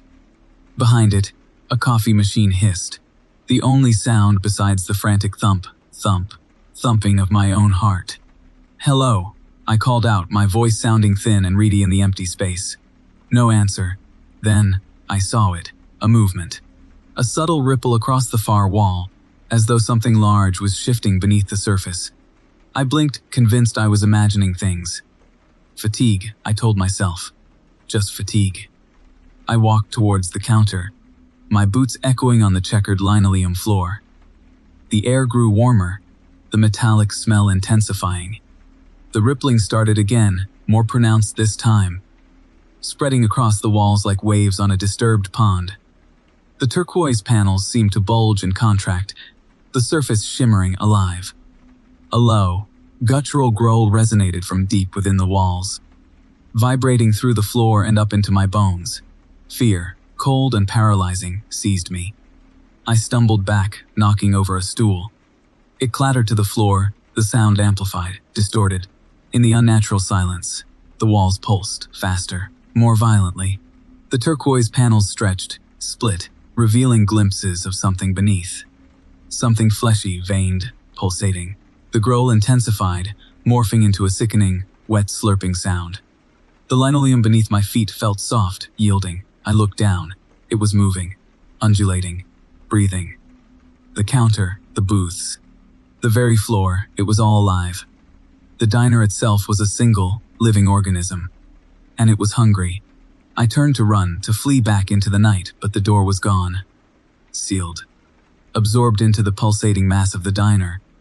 The walls were closing in, the fleshy, vined substance exposed now, reaching, grasping. The air crackled with a strange energy. The lights flickered and died, plunging the diner into a suffocating darkness. The metallic tang was overwhelming now, thick and cloying, like blood. I could feel the floor beneath me giving way, pulling me down, into the warm, wet embrace of the diner. The slurping sound grew louder, closer, accompanied by a sickening popping and cracking as the walls continued to consume everything within. I screamed a choked, strangled sound swallowed by the living darkness. I clawed at the pulsating walls, but there was nothing to hold on to, only yielding flesh. The diner squeezed tighter, tighter, until my bones groaned in protest. The last thing I saw, before the darkness consumed me completely, was a single, blood-red eye, opening in the wall, staring at me with cold, inhuman hunger. The Starlight Diner had fed. Story 38. The sun bled out of the sky, painting the Arizona desert in shades of bruised purple and sickly green. I squinted, the dashboard lights reflecting in my wary eyes. Another hall, another lonely stretch of highway. This time, I was carrying a refrigerated load of something medical. The shipping manifest just said, biological samples. I didn't ask questions. I just drove. About an hour outside of Flagstaff, a thick fog rolled in. It wasn't the normal kind. This fog seemed to squirm, to pulse, like a living thing. It clung to the ground, thick and viscous, swallowing the landscape whole. The hairs on my arms stood on end. Something felt deeply, profoundly wrong. I slowed, gripping the wheel, my knuckles white. The fog pressed against the truck, almost as if it were trying to get inside. Then, through the swirling gray, I saw it. A figure, standing on the side of the road. Tall and gaunt, shrouded in what looked like a tattered, black cloak. Its face was hidden in shadow. It didn't move. It just stood there, watching me. My heart pounded against my ribs. I wanted to slam on the brakes, to turn around, to do anything to get away from that thing. but something held me back. A strange, morbid curiosity. I crept closer, my eyes fixed on the figure. As the truck's headlights illuminated it, I saw details that made my blood run cold. Its hands, long and skeletal, were tipped with claws that glinted in the light. And then it moved. Slowly, deliberately, it raised one of its clawed hands and pointed towards the back of my trailer. The refrigerated unit. A chill colder than the desert night ran down my spine. I pressed the accelerator, wanting nothing more than to put as much distance as possible between me and that creature. But the fog seemed to thicken, to press in around me, slowing me down. I felt like I was driving through molasses. Then, from the back of the trailer, I heard a noise, a low, guttural growl. It grew louder, more insistent. Fear, raw and primal, flooded me. Whatever was in that refrigerated unit, whatever those biological samples were, they were awake. And they were angry. I glanced in my side mirror. The figure was gone. Vanished into the swirling fog. The growling from the trailer intensified, accompanied now by a rhythmic thumping, like something large was trying to break free. I gripped the wheel tighter, my hands slick with sweat. I had to get out of there. Suddenly, the thumping stopped. The growling ceased. An unnerving silence descended, broken only by the low hum of the engine. The fog began to dissipate, revealing the empty highway stretching out before me. I cautiously increased my speed, my eyes constantly darting to the rearview mirror, half expecting to see that figure reappear. Miles down the road, I pulled over at a deserted rest stop. I needed to check the trailer. I needed to see what was back there. I grabbed my flashlight, my hand trembling, and stepped out into the cool night air. The desert stretched around me, vast and silent. The stars glittered coldly overhead. I approached the back of the trailer, my heart pounding in my chest. I hesitated, my hand hovering over the latch. What if whatever was inside was still there? What if it was waiting for me? Taking a deep breath, I flung open the doors. The interior of the trailer was brightly lit, the refrigeration unit humming smoothly. The air was cold, sterile, and empty. There were no signs of anything ever having been there. No broken containers, no spilled fluids, no clawed marks. Nothing. I stepped inside, my flashlight beam dancing across the empty space. It was as if the last hour had been a nightmare, a hallucination brought on by fatigue and the oppressive heat of the desert. Then, I noticed it. Scrawled across the far wall of the trailer, in what looked like dried blood, was a single word. A word that sent a fresh wave of icy terror through me. A word that confirmed my worst fears. The word was soon. I stumbled back out of the trailer, slamming the doors shut. I fumbled with the lock, my hands shaking uncontrollably. I jumped back into the cab and started the engine, flooring it out of the rest stop. I didn't stop driving until the sun began to rise, painting the eastern sky in hues of orange and pink.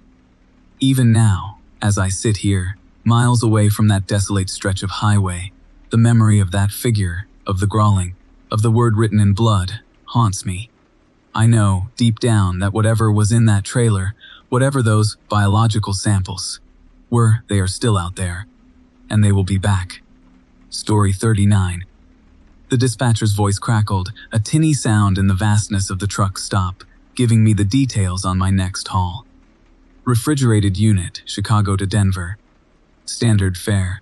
I hooked the rig to the designated trailer, number 479, its metal skin gleaming dully under the sodium lights.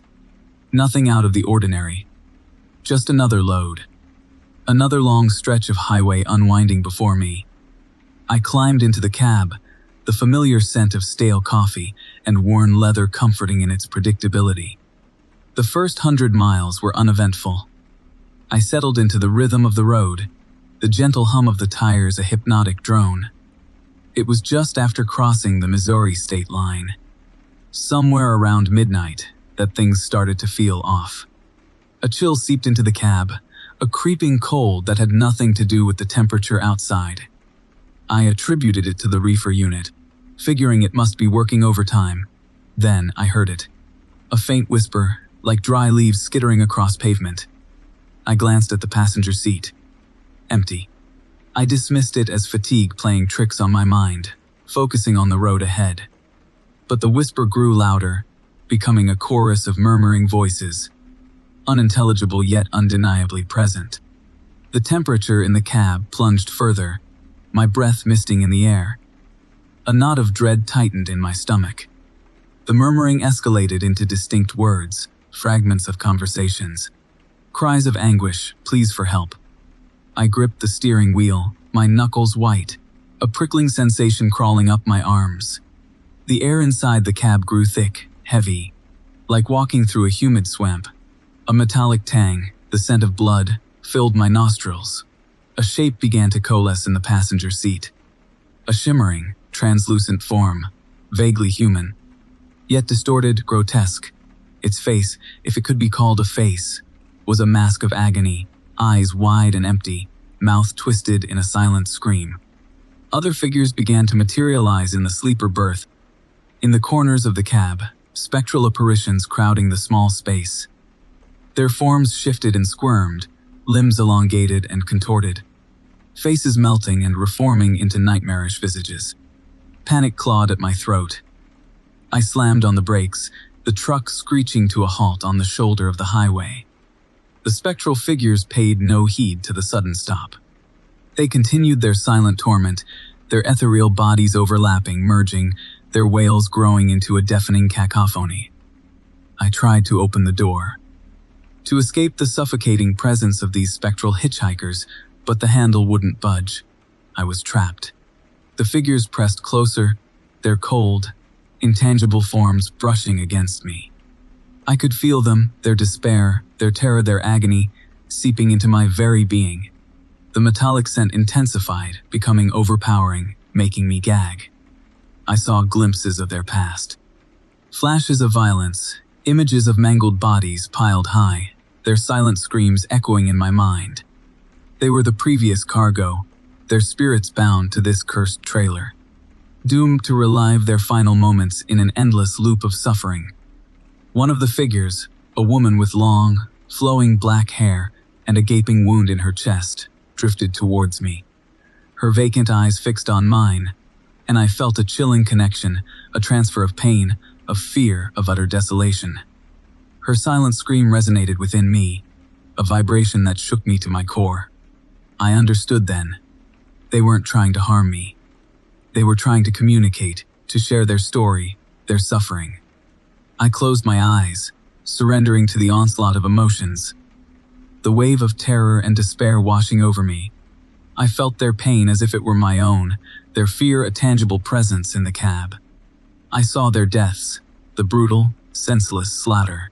The metallic tang of blood now a vivid, visceral experience. When I opened my eyes again, the figures were clearer, more defined. They were individuals, each with their own story. Their own unique agony etched onto their spectral faces. I saw a young boy, clutching a tattered teddy bear, his eyes filled with a terror that transcended death. I saw an elderly woman, her face contorted in a silent plea, her hands reaching out as if to ward off an unseen attacker.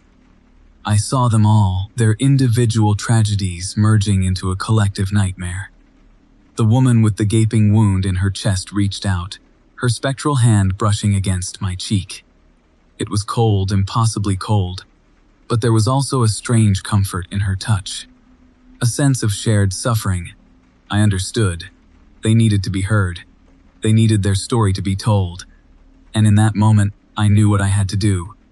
I had to deliver their story, not to Denver, but to the world. I had to be their voice, their advocate, their witness. And I would start by driving this cursed trailer, not away from them, but towards the truth, towards justice, towards the light. I gripped the steering wheel, my body trembling, my heart pounding in my chest. The spectral figures watched me, their silent screams now a chorus of hope, their ethereal forms shimmering in the dim light of the cab. I put the truck in gear, the engine rumbling to life, and pulled back onto the highway, the weight of their story, their suffering, heavy on my soul. The journey had just begun, Story 40. The asphalt shimmered, a slick, black tongue lapping at the horizon. It stretched before me, an unbroken ribbon under a sky the color of a bruise. Mile after mile, I drove. Hour after hour, the same desolate landscape unfolded, the same stunted trees clawing at the same sickly sky. The same faded billboards, advertising products I'd never heard of, flashed past. Products for a world that no longer existed, perhaps. Or a world I'd never known. A knot of unease tightened in my gut. This highway, I-74, according to the peeling sign I'd passed hours ago, was unfamiliar. I shouldn't be here. I'd been aiming for I-80 West. But a wrong turn, a lapse in concentration, and now this. This endless, unsettling emptiness. The sun began its slow descent, painting the sky in shades of decay. Purple-orange, a sickly green. Colors that felt wrong, unnatural.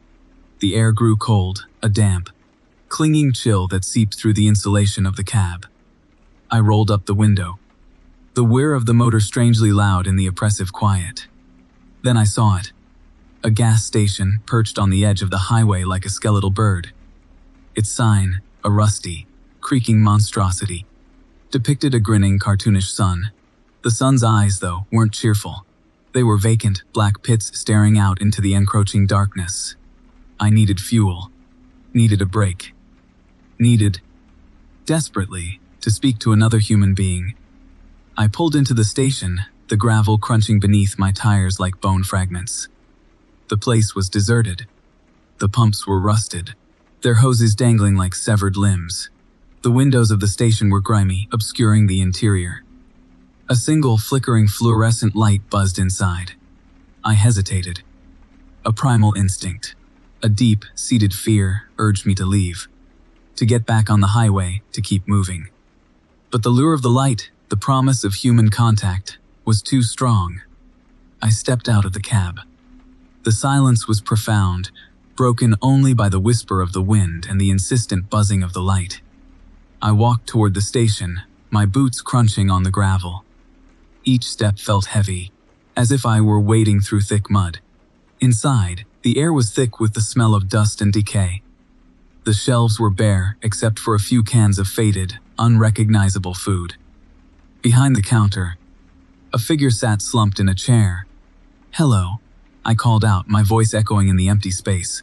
The figure didn't move. I approached the counter, my heart pounding in my chest. As I got closer, I realized the figure wasn't human. It was a mannequin.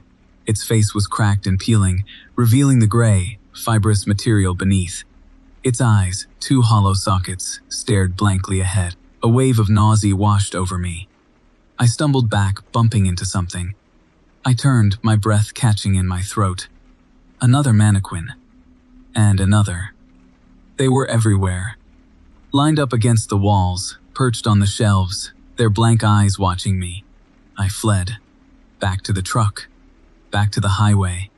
I slammed the door, locked it, and jammed the key in the ignition. The engine roared to life, and I sped away, the gas station and its silent inhabitants receding in my rearview mirror. I drove for what felt like hours. The image of the mannequins burned into my mind. The landscape remained the same. The same stunted trees. The same sickly sky. The same faded billboards. Then, in the distance, I saw it again. The gas station. The grinning sun, its black eyes staring. But something was different. The pumps were new, gleaming in the moonlight. The windows were clean, and I could see movement inside. I slowed down, my mind reeling. How was this possible? Had I driven in a circle? Was I hallucinating? I pulled into the station, my hands trembling on the wheel. The same gravel crunched beneath my tires, but this time, it didn't sound like bone fragments. It sounded like gravel. Inside, the station was brightly lit, the shelves stocked with food and drinks. A woman stood behind the counter smiling. She was young, pretty, with bright, cheerful eyes. "Welcome," she said, her voice warm and inviting. "Can I help you?" I stared at her, unable to speak. This was wrong, all wrong. "You look tired," she said. "Why don't you come in and rest for a while?" I shook my head. I need to keep driving," I stammered. Her smile faltered. "But it's late," she said. "And you've been driving for a long time. You need to rest." As she reached out and touched my arm. Her hand was cold, like ice. I recoiled. The knot in my gut tightened, a cold dread spreading through me. I looked past her, at the back of the station, and there they were, the mannequins, lined up against the wall, their blank eyes staring, their faces cracked and peeling, revealing the gray, fibrous material beneath. The woman's smile widened, revealing teeth that were too sharp, too pointed. "Stay," she whispered, her voice a chilling rasp. "Stay with us." I screamed. I wrenched open the door and stumbled out of the station, back to the truck. I fumbled with the keys, dropped them, picked them up again. The engine roared to life, and I sped away, leaving the gas station and its smiling attendant behind. The highway stretched before me, an endless ribbon of black under the sickly sky. I drove, and drove, and drove, the terror a constant companion. I knew with a certainty that chilled me to the bone, that I would never escape. This highway, this road to nowhere, had claimed me. I was trapped, condemned to an eternity of driving, an endless cycle of terror. And somewhere, back there, back on that loop of despair, that smiling woman and her silent companions waited. Waited for me to return. That marks the end of this last story. If you enjoyed the video, subscribing to this channel would help me out a lot. I appreciate you, and I'll see you in the next one.